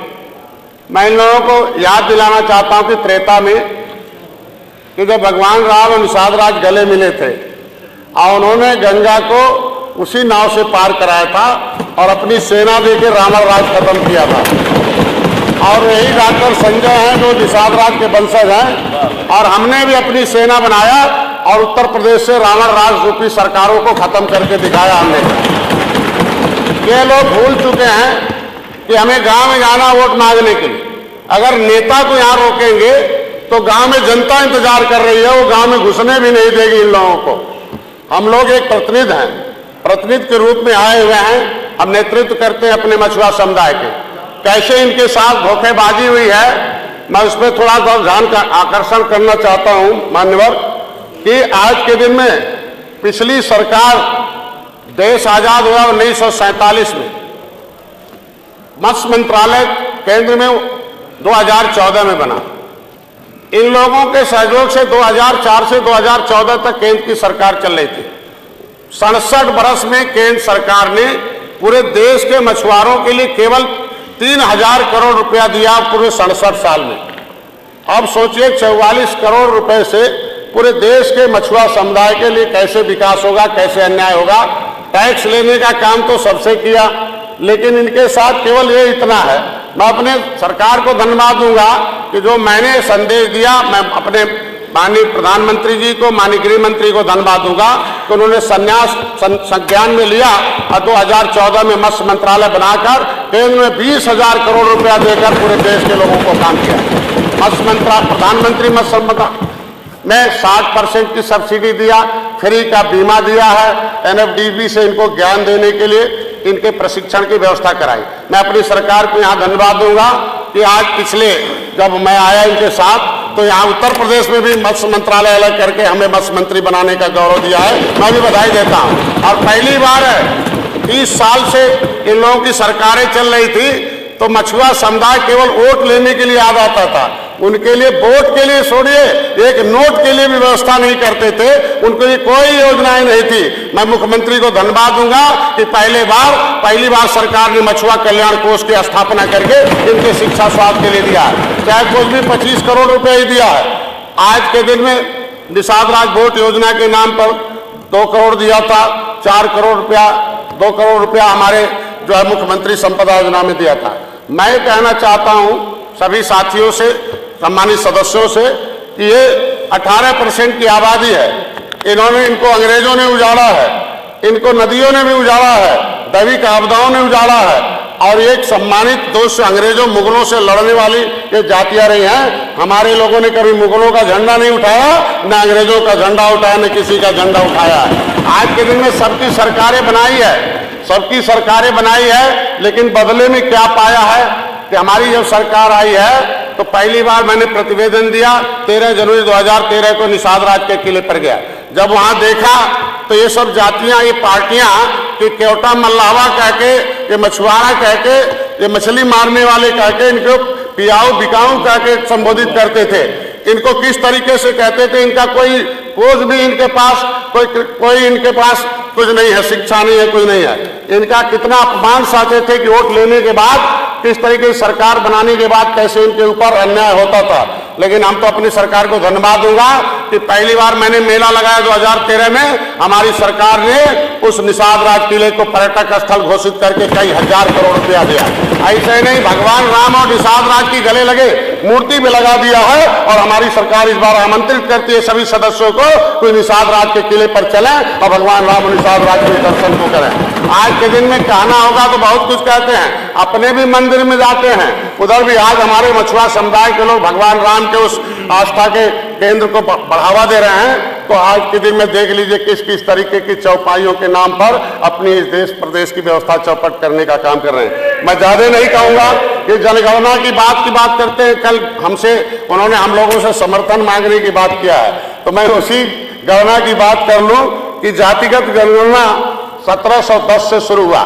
1710 में सबसे पहले मछुआ समुदाय का एक बेटा जो है सिद्धो मांझी और तिलका मांझी ने अंग्रेजों को ऊख के पेड़ में बांध के पीट कर खत्म किया था, अंग्रेजों के खिलाफ विद्रोह जगाया था। उससे जनता ही तो 1710 से गिनती हुई, 1931 में जनगणना हुई, पहले अंग्रेजों के हाथ में सत्ता थी। हम लोगों का एक गौरवशाली इतिहास रहा है। मैं ध्यान सबका ही लाना चाहता हूं अध्यक्ष जी कि एक माननीय अध्यक्ष जी का जो क्षेत्र है कानपुर सती चौरा घाट है। सती चौरा घाट पर 1857 में कम से कम 3000 से ऊपर अंग्रेजों को सैनिकों को निषादों ने नदियों में डुबो के मारा था। 167 निषादों की पहली बार फांसी हुई है। उस सती चौरा घाट पर मैं मेला लगाता हूं। इनकी सरकार थी जब उस किताब को लिखा भारत का असली मालिक कौन, मैं स्वतंत्रता सेनानियों में कौन कौन सी जातियों ने योगदान लिया। जब पहली बार इनकी सरकार थी मैं वहां मेला लगाने लगा तो पता चला इन्होंने परमिशन ही देना बंद कर दिया और हम लोगों को जबरदस्ती वहां मेला लगाकर उन मछुआरों के हितों की रक्षा के लिए, उन सेनानियों के लिए हम लोगों ने मनाया। मैं कहता 1857 में जब हम लोगों ने अंग्रेजों को डुबो के मार दिया, एक ब्लैक स्मिथ कमांडर बच गया, उसने जो है रिपोर्ट लगाई ब्रिटिश पार्लियामेंट में कि डॉक्टर का बेटा डॉक्टर होता है और इंजीनियर का बेटा इंजीनियर होता है, वकील का बेटा वकील हो जाता है। लेकिन ये मछुआरे बहुत बदमाश जातियां हैं, एक कतली जातियां हैं, मार्शल कौम है, इन्हें जन्मजात अपराधी घोषित किया जाए। ब्रिटिश पार्लियामेंट में वो कानून बना, स्टीफन नामक सांसद ने बनाया। हमारे मछुआ समुदाय के साथ साथ भर भी हैं और भी 193 जातियों के खिलाफ क्रिमिनल काज घोषित हो गया। मैं सदन से अपने साथियों को याद दिलाना चाहूंगा, क्या कोई जन्म से अपराधी होता है और क्या देश को आजाद कराने वाला कोई व्यक्ति अपराधी हो सकता है? उसे स्वतंत्रता सेनानी का साथ उसको सम्मान मिलना चाहिए।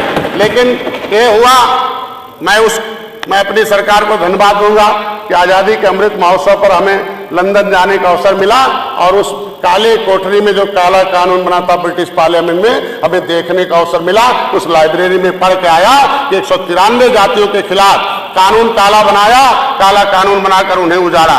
फिशरीज एक्ट बना दिया, mining act, forest act, ferries act, हमारे जो जीव को अर्जन के संसाधनों से छीन लिया। मैं इन सरकारों से, पिछली सरकारों के नेताओं से पूछना चाहता हूं, क्या इस देश को आजाद कराने वाली जातियों के तरफ कभी सदन में चर्चा किया? क्या उनके लिए 1 रुपया दिया? क्या उनके लिए सम्मान किया? अरे किसने उजाड़ा था, उसके खिलाफ कोई प्रस्ताव किया? कौन उजाड़ा था, उसके लिए कोई कानून बनाकर उन्हें सम्मान देने का काम किया? अगर सम्मान देने दिलाने आए हैं डॉक्टर संजय और भारतीय जनता पार्टी हमारे साथ है, मैं उन्हें धन्यवाद देता हूं। आज के दिन में इन जातियों के साथ जो भी छीन लिया, कानून बनाए अंग्रेजों ने, अगर जीना हो बाद में कुछ चेंज किया गया कानून में, देश आजाद हो गया 1947। मैं बता रहा हूं, आप इंतजार करिए, माननीय सदस्य आप विधान ना करें, आप अपनी बात रखें। ऐसे ही 2-4 नेता भर्ती कर ले, आप अपनी बात रखें, जो बचा खुचाव भी खत्म कर दे निशान, ऐसे कैसे भर्ती कर ले जो नहीं बोलने देते हैं, उनमें भी बोलूंगा आपको। मैं कह रहा हूं उसकी किसकी सरकार थी उस समय, उसकी सरकार थी। क्या आपने सदन में आवाज उठाई? वो फूलन देवी की मां दर दर की भीख मांग रही है और पूरा का पूरा फूलन देवी का जितना प्रॉपर्टी था इनके विधायक ने पूरा कब्जा कर लिया है। उसके खिलाफ हम जांच करा रहे हैं। आज के दिन में क्या फूलन देवी की मां को सांसद का मां का दर्जा दिलाने की कोशिश किया? हम दिला रहे हैं, लड़ाई हम लड़ रहे हैं, उसका साथ हम खड़ा हैं। ये लोग खाली राजनीति करने आए हैं। मैं सदन से याद दिलाना चाहूंगा महोदय, इतने चाहूंगा कि उजड़ा हुआ परिवार है, इसके साथ न्याय चाहिए। इनका सब कुछ हो। 12 अक्टूबर 1871 का वो ब्रिटिश जो कानून था वो हमारे समाज के लिए बहुत बड़ा कानून था। वो काला कानून था और उस काले कानून के खिलाफ देश आजाद हो गया 1947 में। 5 साल 16 दिन गुलाम थे। 31 अगस्त 1952 को वो काला कानून हटा। 5 साल 16 दिन गुलाम थे। हमारे लोग आरक्षण लेने नहीं गए, सर्टिफिकेट लेने नहीं गए, क्योंकि इनके खिलाफ FIR दर्ज था। DMSP बगल में बैठते थे और DMSP जब बगल में बैठेंगे तो जिसके खिलाफ FIR होगा कैसे लेने जाएगा प्रमाण पत्र? मैं इनको याद दिलाना चाहता हूं 1931 में जनगणना हुई जातिगत, उसमें हम अनुसूचित जाति में गिने गए थे। 41 में जनगणना हुई। भारत सरकार के चीफ सेक्रेटरी ने सभी राज्य सरकारों को लिखा कि 1931 1941 की जनगणना के हिसाब से जो जातियां जिस हिसाब से उसको मान लिया जाए उसके हिसाब से व्यवस्था दी जाए। 1950 में संविधान बन गया, सूची बन गई, 66 समूह बन गए। क्योंकि जातियां तो बहुत थी, लेकिन उसको लेदरमैन, वाशरमैन, फिशरमैन, क्राफ्टमैन ऐसे 66 समूह बनाए गए। मैं महोदय इन लोगों से पूछना चाहता हूं कि 2004 से 2014 तक इनके सहयोग से केंद्र में सरकार चल रही थी। एक फाइल बनी कि कौन जाति किसमें है, आंख मूंद के तो राष्ट्रपति दस्तखत तो करेंगे नहीं। वो फाइल थी आरक्षण पब्लिक, उसका नाम ही है आरक्षण पब्लिक फाइल 1950। उसको गायब करा दिया इन लोगों ने। हमने आरटीआई में मांगा, हम लोगों ने, पता चला कि बड़े मंत्री एक मुकुल वासनी और शैलजा उसमें शामिल थे। वो फाइल ले गए, वापस नहीं किया। मैं अपनी सरकार को धन्यवाद दूंगा कि जब 2019 में इनके साथ आया मैं, तो संसद भवन नई दिल्ली जो मार्ग है उसके थाने में मैं दोनों मंत्रियों के खिलाफ इसके लिए FIR दर्ज करा दिया कि इन बेईमान लोगों को खिलाफ। बस एक मिनट बैठे बस मैं कह रहा हूँ, ठीक है, चलिए मैं अपनी बात को वापस लेता हूँ। चलिए मैं इतना कहूँगा, मैं अनुसूचित जात की सूची में जो सम्मिलित 66 समूह हैं, सामाजिक न्याय समिति का रिपोर्ट कहती है क्या वो जो 66 समूह हैं खाली एक ही लेदरमैन के लिए हैं कि वाशरमैन, फिशरमैन के लिए भी हैं? इसके लिए चर्चा जब सामाजिक न्याय समिति का रिपोर्ट कह दिया कि जो जातियां राजनीति में हैं वो सब पर मलाई खा रही हैं, बाकी जातियां हवा खा रही हैं। इस पर इन सभी लोगों को गिनती की बात छोड़ दीजिए। हमारा मामला एक्सप्लेनेशन का था। इन्हीं के सांसद थे विशंबर जी, परिभाषित कराने के लिए दिल्ली में जब आवाज उठा रहे थे तो सारे लोग संसद से बाहर आ जाते। यहाँ कहते हैं हम निषादों के मसीहा हैं और दिल्ली में विरोध करते हैं। जब मैं पहली बार हमें पता चला 2013 में कि गणना करने का काम केंद्र सरकार का है और उसने सेंसस मैनुअल 1961 एक मैनुअल बना रखा है, उस मैनुअल के हिसाब से सभी राज्य सरकारों को एक पत्र, एक मैनुअल भेज रखा है। ये उत्तर प्रदेश के लिए भी 1961 में मैंने इसकी कॉपी डीएम गोरखपुर को दिया और उन्होंने इस पर जांच कराया और उन्होंने पत्र भी लिखा हमारे गोरखपुर के सभी तहसीलदारों को कि जिस तरीके से इसके आधार पर लेदरमैन के सभी उपजातियों को, पर्यायवाची जातियों को, नामों को दिया जाता है। करें, समाप्त करें। 2 मिनट में हो गया। मैं चूंकि इतना दर्द लेके आया हूँ और उसकी दवाई आपके पास है मान्यवर, मैं चाहता हूँ कि दवाई हो जाए और किसी जातियों के साथ अपनी बात रख लें। मैं समर्थन में चाहता हूँ कि जब गोरखपुर के डीएम ने इसे रिपोर्ट लागू कर दिया तो मैं लखनऊ में आया, इनकी सरकार थी सपा की, कि भाई इसके आधार पर गिनती हो। 1961 में ये जातियां मछुआरे मझवार के नाम से हैं, हम 70 लाख थे और आपकी सरकार केंद्र आदेश करता है, राज्य सरकार गिनती कराती है, हमारी गिनती में हमें 7000 कर दिया। ये हम लोग कहाँ मारे गए? इनके ऊपर ये हम लोगों को मारने वाली गिनती मत कराई जा, हमें देने वाली गिनती कराई जा। बदले में जब लखनऊ आए तो हमें लाठियों से पीटा गया। उस समय ये हम 17 फरवरी 2014 की बात करता हूँ। उस समय लाठियों से लाठीचार्ज हुआ। मैं गोरखपुर में रेल आंदोलन इसी को लागू कराने के लिए कि गणना होनी चाहिए लेकिन भारत सरकार के इस मैनुअल के हिसाब से होनी चाहिए, ये विसंगति खत्म करके होनी चाहिए। कल समर्थन मांग रहे थे माननीय अखिलेश जी, मैं उनको धन्यवाद दूंगा, लेकिन इसके भी समर्थन में खड़े हो जाएं कि हम अनुसूचित में हैं कि पिछड़े में हैं, कि इसके लिए समर्थन दे दें। जब 7 जून 2015 को इसकी गिनती की बात कराई, गणना की, तो गोली चलाई गई इनकी सरकार में, मेरा एक भाई मारा गया, फर्जी 302 का मुलजिम हमें बनाया गया और दुनिया का सबसे अपराधी बनाकर डॉक्टर संजय को खोजने के लिए अपनी सरकार को लगाया गया। फिर भी 2000 चुनाव हुआ 2017 में, मैंने अपनी पार्टी बनाई और चुनाव लड़ाया, निषाद लोग इनसे दूर हो गए। काहे नहीं 2017 में आ गए सत्ता में? क्योंकि जिसके सहयोग से आप सत्ता में आते थे उनके साथ धोखेबाजी हुआ और मैंने उसे उजागर कर दिया, इसलिए आपको सत्ता से उन लोगों ने बाहर कर दिया। मैं कहता हूं इन्होंने अपना स्वीकार किया। 2018 में इनके साथ मैं चुनाव लड़ा था, मैं कहता हूं लड़ा था, लेकिन इन लोगों ने कहा मुझसे गलती हुई, मैं गलती सुधारूंगा, लेकिन सुधारा नहीं। इनको खाली चाहिए, इनको 2 लोगों का ख्याल आता जब सत्ता में रहते हैं, एक तो इनके इर्द गिर्द जो आते हैं वो, और एक वर्ग के लोग आते हैं, बाकी कोई दूसरे वर्ग का आदमी नहीं आता है। माननीय मंत्री जी समाप्त करें कृपया। वही कह रहा हूँ, बस पिछली सरकारों में माननीय मंत्री जी संक्षिप्त करके समाप्त करें। तो हो गया। मैं कहता हूँ सेंसस मैनुअल 1961 ये लागू होना चाहिए। गणना की बात कर रहे हैं तो पहले इनसे पूछा जाना चाहिए कि जो भारत सरकार ने सेंसस मैनुअल 1961 में जिन जातियों को अनुसूचित जात मांगा है पर्यायवाची, केवट मल्लाह को मझवार का पर्यायवाची जात माना है।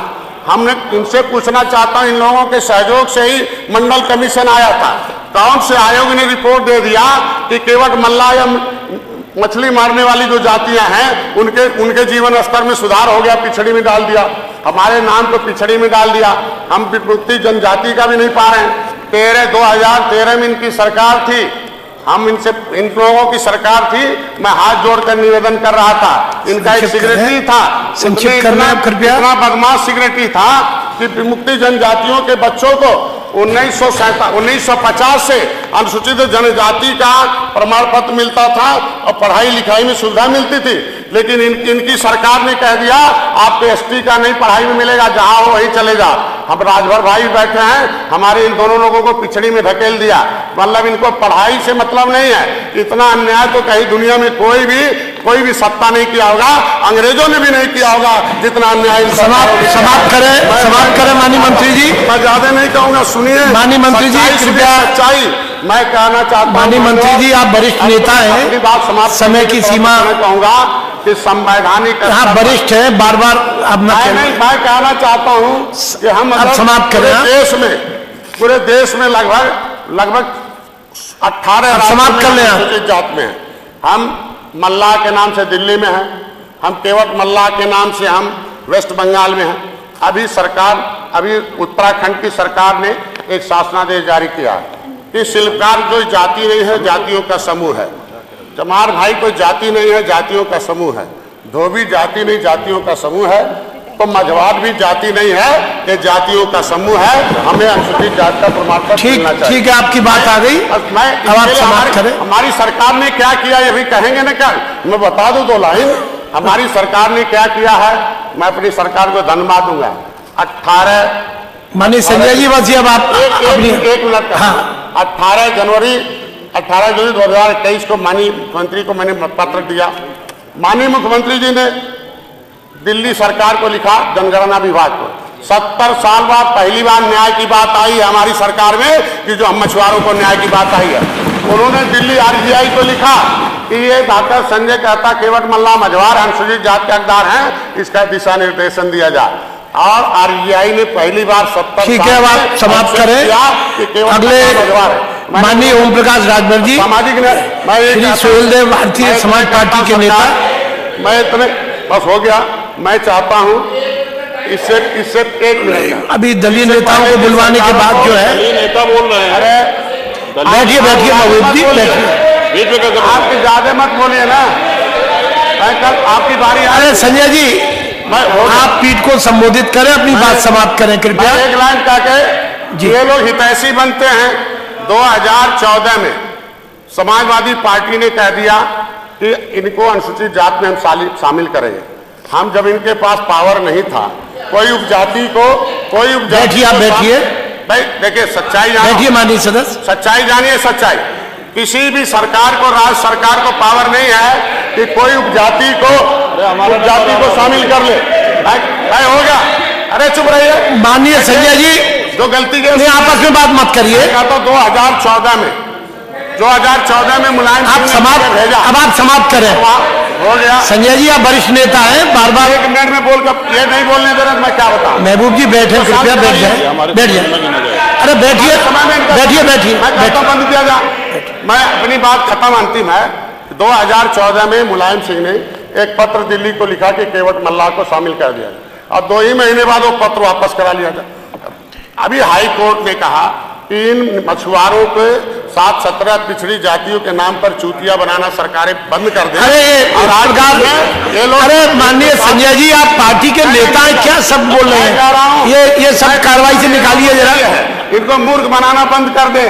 ये सब कार्रवाई से निकाला जाए। मैं कहता हूं जब इनके पास पावर में ही था, हमारा मामला परिभाषित करने का था, तो शामिल करने के चक्कर में हमें 30 साल लगाकर मैं पूछना चाहता हूं कि इन्होंने 30 अब आप साल बैठे, अब आप बैठे, कितना नौकरी में निषाद को रखा। संजय जी अब आप कृपया बैठे, कितना पैसा, कृपया बैठे, कृपया बैठे। मैं पूछना, माननीय ओम प्रकाश राजभर जी अब आप बैठे। संजय जी आप बैठे, संजय जी बैठे, अनुशासन बनाकर रखे।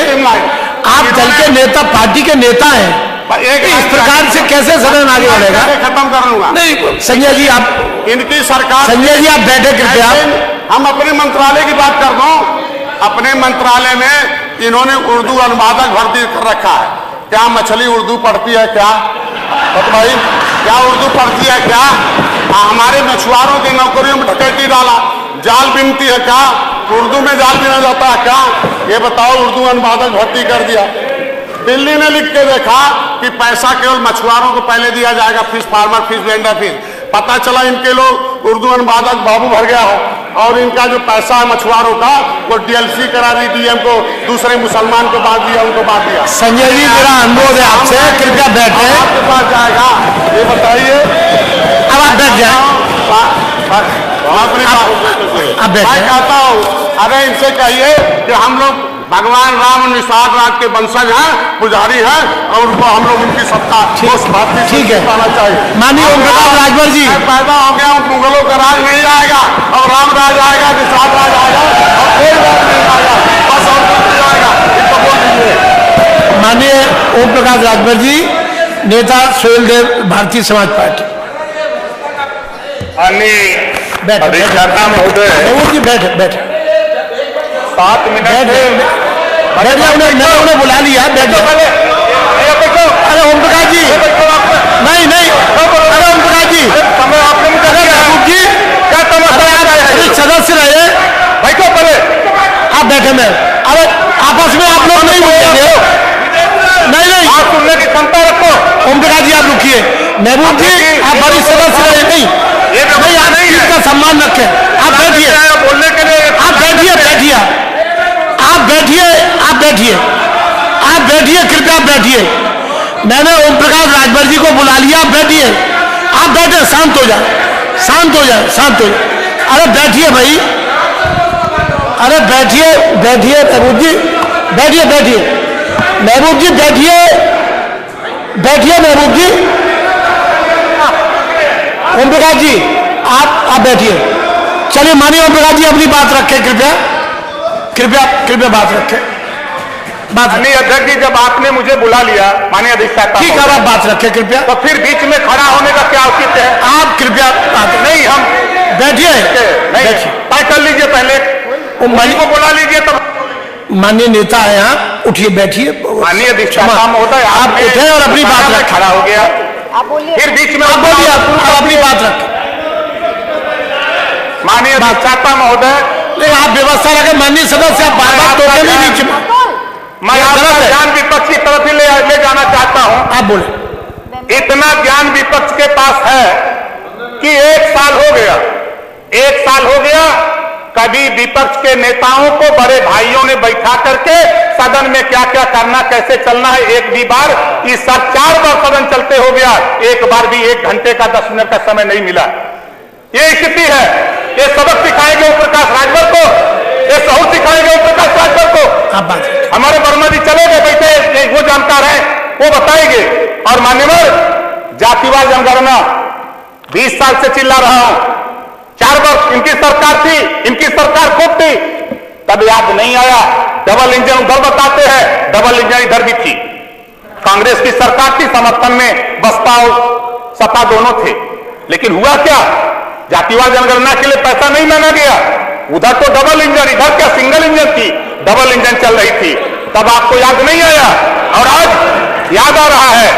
जातिवार जनगणना होगी, सामाजिक न्याय का सवाल है, आपने अन्याय किया है, नोट कर लो, आपने अन्याय किया है। मैं आपको उदाहरण देता हूं, ले चलता हूं आपका ध्यान।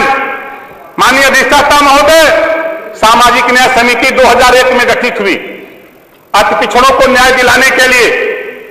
4 सितंबर 2013 को हाईकोर्ट ने आदेश दिया, उत्तर प्रदेश सरकार 22% आरक्षण जो पिछड़ों को लागू है उसे बांट करके सबको दे, 12 जातियां खाली लाभ उठा रही हैं। किसकी सरकार थी? समाजवादी पार्टी की सरकार थी। मुख्यमंत्री माननीय अखिलेश यादव जी थे। क्या याद आया? राजभर चौहान, पाल बिंद, केवट मल्ला याद आया? कार्यकर वंशी, बंजारा, बहेला, नाई, गोल, लोहार, कुम्हार याद आया? नहीं याद आया। तब तो दिखाई नहीं दिया हम लोग। अब आज जातिवार जनगणना की बात हो रही है, जब हिस्सा देने की बात कोर्ट ने कहा, हाई कोर्ट ने कहा, तब तो आपको याद नहीं आया। 15 सितंबर 2013 को हाई कोर्ट ने कहा कि उत्तर प्रदेश में एक समान शिक्षा लागू करो। किसकी सरकार थी? समाजवादी पार्टी की सरकार थी। मुख्यमंत्री अखिलेश यादव जी थे। तब याद नहीं आया। हाँ, एक बात जरूर, समाजवादी पार्टी के लोग झूठ बोलते हैं। नहीं, आप घबराओ नहीं, ताली मत बजाओ। ये झूठ बोलते हैं। धान दुगुनाई सुन तो लो भाई, बतिया तो सुनोगे नहीं, पहले ही बोल दोगे। देखिए, दुगुना किया है, आप समझो। पहले जिस मोटरसाइकिल की कीमत 50,000 थी उसकी कीमत 1 लाख कर दिया है, आपको पता ही नहीं है। धन दुगुना हुआ है, कीमत महंगाई दुगुनी हुई है। आप जाओ टायर लगवाते हो, सब लोग टायर लगवाते हो। जो टायर 5,000 का था वो टायर 10,000 हुआ, दुगुना नहीं हुआ। आप कह रहे हो दुगुना नहीं किया? किया है दुगुना, आपको समझ में नहीं आएगा। इस नाते आगे चलो, समय आगे चलो।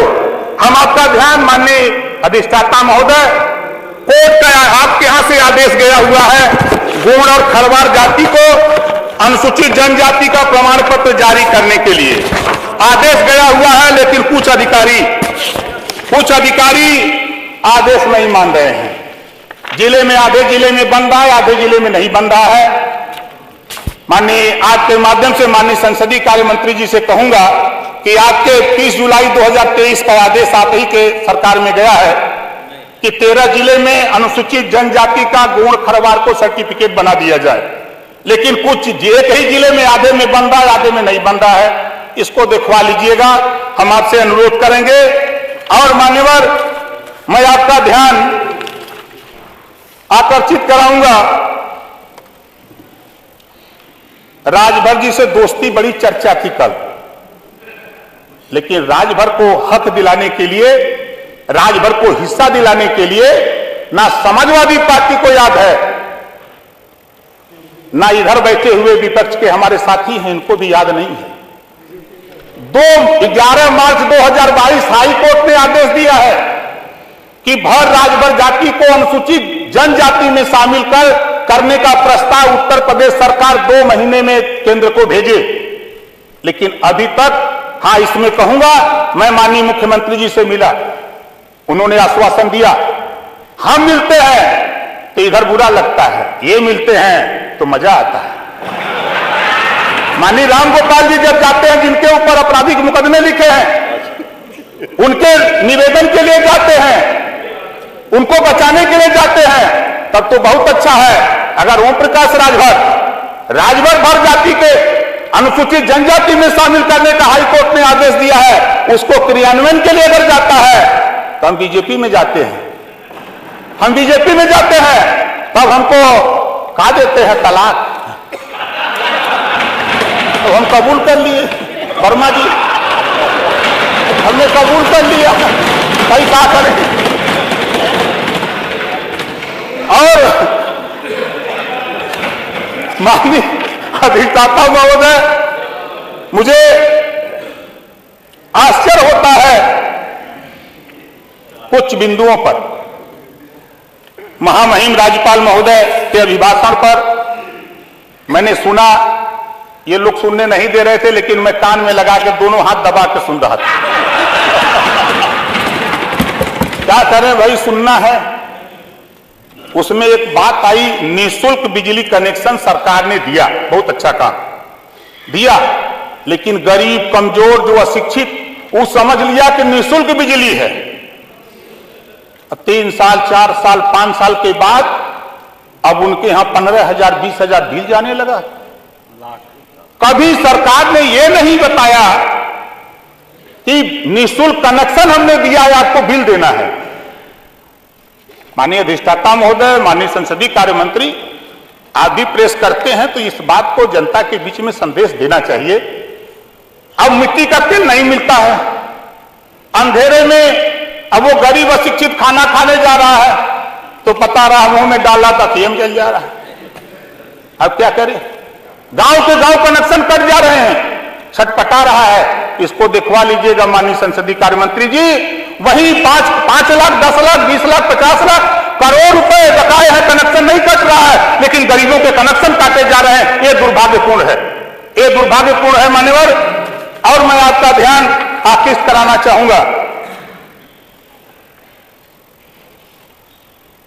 मैं गया था एक दिन, मैं सदन में अनुपस्थित था। दुर्घटनाएं पूरे प्रदेश में हो रही हैं, ऐसा नहीं कि खाली एक जिले की बात है। एक ग्राम है हरपालपुर, थाना लोहता, जिला वाराणसी, 17/2/2023 की घटना। मैं 31 तारीख को गया, बिजली से मृत्यु हुई। मैं 31 तारीख को गया, 4 दिन बाद ना तो लेखपाल को पता, ना एसडीएम को पता, ना डीएम को पता। जब मैं वहां गया, लेखपाल को फोन कर रहा हूं तो कहा नहीं मुझे नहीं पता है, एसडीएम मुझे नहीं पता, डीएम मुझे नहीं पता। हमने कहा चलो, तो मैंने प्रमुख सचिव गृह को फोन किया कि मान्यवर ये घटना है, इसको दिखवा लीजिए। दूसरी घटना 17/2/2023 की ही प्रधानमंत्री के क्षेत्र की घटना है। पूरे नंदापुर गांव है, थाना कपसेठी है, जिला वाराणसी है। पिकअप से सड़क दुर्घटना होने पर 5 लोगों की डेथ हो जाती है, एक शर्मा, एक पाल और 3 राजभर। 5 लोगों की डेथ हो जाती है। जब मैं वहां गया, मैंने एसडीएम से बात किया कि सरकार के तरफ से इनको सहयोग राशि दी जाती है, तो कहा दिया जाएगा। हमने कहा इससे ज्यादा क्या बात किया जाए। फिर मैंने इस बात को डीएम से बात किया, कहा नहीं मेरे संज्ञान में है। अगर वहीं कहीं मजबूत आदमी की बात होती, पढ़े लिखे की बात होती, तो तत्काल राहत उसके घर पहुंचा दी जाती। इसको माननीय संसदीय कार्य मंत्री जी, इसको भी दिखवा लीजिएगा। और जहां तक जाति की, बहुत से साथी कह रहे हैं जाति, तहसील में ठप्पा मार मार के इधर की भी सरकार, उधर की भी सरकार, इधर की भी सरकार, ठप्पा मार के तहसीलिया में तो लिख के देते हैं तहसीलदार कि भैया आप धार हो, आप चमार हो, आप धोबी हो, धरिकार हो, ब्राह्मण हो, राजपूत हो। अगर जाति खत्म करना चाहते हो तो पहले तहसीलों में जाति प्रमाण पत्र बंद करो, तब जाति प्रथा बंद होगी। जाति व्यवस्था उसके पहले नहीं बंद हो सकती है, ये ओम प्रकाश राजभर का मानना है। माननीय अधिष्ठाता महोदय, इस नाते गिनती नहीं है, बंजारा की गिनती नहीं, बड़ी चर्चा किया अर्कबंसी की, तो किसी तरह एक अर्कबंसी जीत के चला आया। बीजेपी के लोगों को लगा कि अर्कबंसी तो राजभर के साथ जा रहा, इनका बिरादर है, तो अर्कबंसी को टिकट दे दिया। बंजारा का करेगा, बारी का करेगा, बिहार का करेगा, आरक का करेगा, नाई गोंड का करेगा, लोहार का करेगा, पाल प्रजापति कुमार कश्यप का करेगा। इनको हिस्सेदारी नहीं मिलती गिनती न होने के नाते। इनको शिक्षा, स्वास्थ्य, रोजगार, नौकरी जब तक गिनती नहीं होगी, चाहे किसी की सरकार हो, तब तक उनके मानक के हिसाब से उनको बजट ऐलान नहीं होगा। ये ओम प्रकाश राजभर 20 साल से चिल्ला रहा है, और यहां हूं, यहां भी चिल्लाऊंगा, वहां रहूंगा वहां भी चिल्लाऊंगा, उधर जाऊंगा तब भी चिल्लाऊंगा, अपने हक के लिए चिल्लाता रहूंगा, ये अपना चिल्लाता रहूंगा। इस नाते हम अपने साथियों से कहूंगा, समाजवादी पार्टी के भाइयों, देखो क्षमा बड़न को चाहिए, छोटन को उत्पाद। आप लोग उबाल में आ जाते हो, यही दुर्गति का कारण है आपका।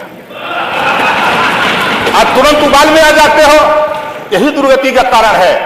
ये ओम प्रकाश राजभर है, 47 से गिनती बढ़ा के 125 कराने में अगर भूमिका निभाया, 1 नंबर को ओम प्रकाश राजभर निभाया, इसको मत भूलिएगा।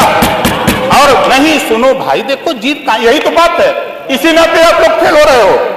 यही वजह है कि जैसा कि हमारे साथी ने, मंत्री जी ने कहा, यही वजह है कि छोटों पर ध्यान नहीं देते हो आप लोग। जब सरकार 4 बार आपकी थी, आप बताओ अगर हम बोले तो आपके साथ जुल्हा दुनिया अंसारी, साईं दर्जी, फकीर शेख सैयद पठान कितना हिस्सा दिया, कितना हिस्सा दिया। छोड़ दो राजभर को, पाल नाई बोर्ड कुमार निषाद केवल मल्ला को छोड़ दो, उनको क्या किया? वोट तो लोगे, वोट तो उनका लोगे, लेकिन हिस्सेदारी नहीं डरवाओगे कि भाजपा लीन जाएगी, भाजपा लीन जाएगी। दिया क्या? आजादी के समय नौकरियों में, आजादी के बाद 38% मुसलमान था। आपने इतना विकास किया, कांग्रेस ने इतना किया, बसपा ने इतना किया। मान्यवर, 1% बेचारे रह गए नौकरी में। भाजपा ने तो 2-2 मंत्री बना दिया दिल्ली में।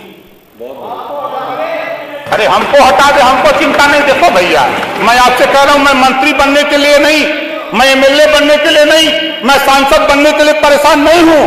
परेशान अगर हूं तो सामाजिक न्याय के लिए परेशान हूं। हमारे साथ भी न्याय होना चाहिए, इसके लिए परेशान हूं। आपने अन्याय किया है 4 बार की सरकार में। आप बता दो, आप बता दो ना, आप बता दो हमको कितना आपने दिया। आपस में यही आपके पतन का कारण है। आज यहाँ मेरे साथ संबोधित कर रहे हो। 38% आबादी पिछड़ों की है पूरे उत्तर प्रदेश में। 38% ओम प्रकाश राजभर को पता कर लेना, सुन रहा है कि आप क्या कर रहे हो। ओम प्रकाश के साथ क्या सलूक हो रहा है, ये आप गलत संदेश अपने लिए दे रहे हो। ये मत सोचो। गांव में हम लोग घर घर घूमते हैं, हम लोग चक्की चौराहों पर, हम लोग वो नेता नहीं है कि हम आए सदन में, यहाँ आ गए हैं विधायक बनकर तो बैठ करके हम मलाई खाएं, हम यहाँ सदन में आकर के मजा लें। ऐसा हम नहीं करते। हम यहाँ हैं, हम 50 आदमी गांव में जाके भी बैठा के सुनते हैं, उनको सुनाते हैं। इस नाते माननीय अधिष्ठाता महोदय, आपसे मैं इतना कहूंगा कि देखिए संसदीय कार्य मंत्री जी, फिर मैं आपका ध्यान आकृष्ट कराऊंगा। कई बार आश्वासन आप भी दे चुके, कई बार आश्वासन आप भी दे चुके। इसी सदन में माननीय मुख्यमंत्री जी भी आश्वासन दे चुके। और 9 प्रांतों में सामाजिक न्याय समिति की रिपोर्ट लागू है। आप पता कर लीजिएगा, इसको लागू करिए। अगर आप उधर जब इधर थे, जब आप इधर थे मान्यवर, याद करिएगा, तब आप यही कहते थे कि एक जाति का लाभ हो रहा है, शेष का अन्य, शेष के साथ अन्याय हो रहा है। आप क्या कर रहे हो आज? इधर बैठे थे तब तो लग रहा था कि एक जाति का काम हो रहा है, और जब उधर बैठ गए हो तो मान्यवर थोड़ा उस बात को आप ध्यान कर लो कि जो बात आप यहाँ बैठ के कहते थे। मैं भी यहाँ तो नहीं था, लेकिन आपकी आवाज टेलीविजन, अखबार, मैगजीन में सुना करता था। इस नाते आपसे फिर निवेदन करूंगा, और हमारा जो ज्वलंत इशू है 11 मार्च 2022 का भर राज्यभर जाति को अनुसूचित जनजाति में शामिल करने का, किसी को ध्यान नहीं। लेकिन जब मैं माननीय मुख्यमंत्री से मिला, उन्होंने कहा था कि करूंगा। जांच हो रही है, 13 जिले में जांच हो गई है, और अभी 12 जिले में जांच होनी है। आपसे निवेदन है माननीय अधिष्ठाता महोदय, माननीय संसदीय कार्य मंत्री से कहूंगा, उसमें थोड़ा तेजी ले आइए, उसमें तेजी ला करके यहां से रिपोर्ट खाली भेजवा दीजिए। दिल्ली में ओम प्रकाश राजभर लड़ करके वहां करा लेगा, उसकी चिंता हमको नहीं है, उसकी चिंता आपको भी नहीं करनी है, लेकिन वहां के लिए प्रस्ताव खाली भेजवा दीजिए। इस नाते हमारा और बहुत नहीं हम बोलते, हम खाली सिर्फ इतना आपका ध्यान करना चाहूंगा। हमारी विधानसभा जहूराबाद है, हमारे यहाँ विधानसभा जहूराबाद और खंड 3 है। हम कभी अपनी विधानसभा में माननीय अधिष्ठाता महोदय, मंत्री जी को तो 21 मिनट दे दिया, और कम से कम 2 मिनट बढ़ा दीजिए। अब अपनी बात समाप्त कर लें, 2 मिनट। बस मान्यवर, एकदम आखिरी है। हमारे विधानसभा जहूराबाद गाजीपुर में खंड 3 में माननीय संसदीय कार्य मंत्री, कुछ अधिकारी और कुछ ठेकेदार मिलकर के इन नरक मचा दिए हैं, एकदम नरक मचा दिए हैं। पूछिए तो कहते हैं जाओ जो करना है कर लो, हम जो चाहेंगे वही होगा। जरा जांच करा लीजिएगा। मैं आपसे निवेदन करूंगा, नहीं तो यहां से जाने के बाद फिर उसी सड़क पर फिर फरसा लेके हम भिड़ जाऊंगा, सड़क की खंड के किनारे कर दूंगा। ये कला हमारे पास है। और दूसरी चीज, माननीय अधिष्ठाता महोदय, आपके माध्यम से एक तहसील हमारे यहाँ है कासिमाबाद, उसमें अग्निशमन केंद्र अभी नहीं है, और वहां किसानों को असुविधा है। किसी के यहाँ कोई आग लगी या कोई घटना हो जाती है तो जो वहां केंद्र न होने के नाते दूर से आना पड़ता है, तब तक घर मकान जल जाते हैं। तीसरा है मान्यवर, तहसील कासिमाबाद में राजकीय बालिका महाविद्यालय। माननीय संसदीय कार्य मंत्री जी, राजभर जी से सब लोग दोस्ती करना चाहते हैं तो जरा नजर उठाइए, बजट बहुत आ रहा है, बड़ा बजट पेश हुआ है। अब बजट पे बताएंगे, इसमें तो कुछ नहीं बताएंगे, लेकिन इतना कहूंगा कि माननीय वर्मा जी संसदीय कार्य मंत्री उधरिया वाली सिटिया पे थे तब आप थे, लेकिन प्रभु 4 साल से इधर मैं बैठा हूं जी, एक बार भी आपकी पार्टी ने इधर के लोगों को, नेताओं को कभी बैठा के एक कप चाय भी पिला के बात नहीं की। ये इतना बड़ा गर्व है मुझे। कम से कम ये तो पूछ लेते कि जैसे माननीय अखिलेश यादव जी खड़ा होकर कह रहे हैं कि ओम प्रकाश जी बताओ, 8 महीना उनके साथ थे, हमारी पार्टी का नाम है पता नहीं, 8 महीना थे, पार्टी का नाम है पता नहीं, हमसे पूछ रहे पार्टी का नाम बताओ। अरे हम आपकी पार्टी का नाम रोज रखते हैं, ऐसा नहीं है। तो वर्मा जी, आप संसदीय कार्य मंत्री रहे हो, कम से कम हमको मत पिलाना, इन लोगों को तो भी पिला दो। आपके साथ चलेंगे, आप पहले आप नहीं, कम से कम इतना तो करो भाई। आप एकदम हम लोगों को लगता है कि सत्ता पक्ष की तरफ, अरे भाई ये कांग्रेस के हैं, ये बसपा के माने हैं, ओम प्रकाश जी हम लोग अलग अलग दल के हैं। कृपया 8 महीने बीत चुके, कृपया समाप्त करें। माननीय अधिष्ठाता महोदय, देखिए फिर यही शुरू किया, ये खुदा नहीं पिलाए, चलिए ये कब चाय अपना हुआते कबो नहीं पिलाए। आप समाप्त करें, चाय की व्यवस्था करवाई दी जाएगी। कुछ करिए भाई। अच्छा अधिष्ठाता महोदय, देखिए आखिरी मात्र 2 लाइन, उधर और इधर, जब ये गोल उधर रहती है तो वो गोल वाले कहते हैं कि राज्यपाल का अभिभाषण पुलिंदा है, कोई चीज नहीं है। और जब उधर थे तो ये राज्यपाल से वही अभिभाषण पढ़ाते थे, खूब मेज बजाते थे, और उधर वाली गोल कहती थी कि ये राज्यपाल का अभिभाषण झूठ का पुलिंदा है। हमारे समझे में नहीं आता कौन सही का पुलिंदा है।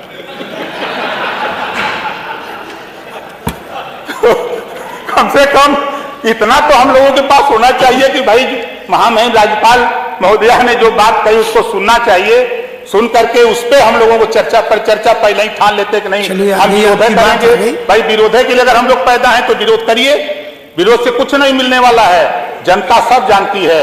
इस नाते हम पुनः आपने बोलने का मौका दिया, इसके लिए धन्यवाद देता हूं, और पुनः माननीय संसदीय कार्य मंत्री से निवेदन करता हूं कि जनता से जुड़ी हुई समस्याएं हैं, इसको आप जरूर दिखवा लीजिएगा। धन्यवाद। माननीय आराधना मिश्रा मोना, नेता भारतीय कांग्रेस।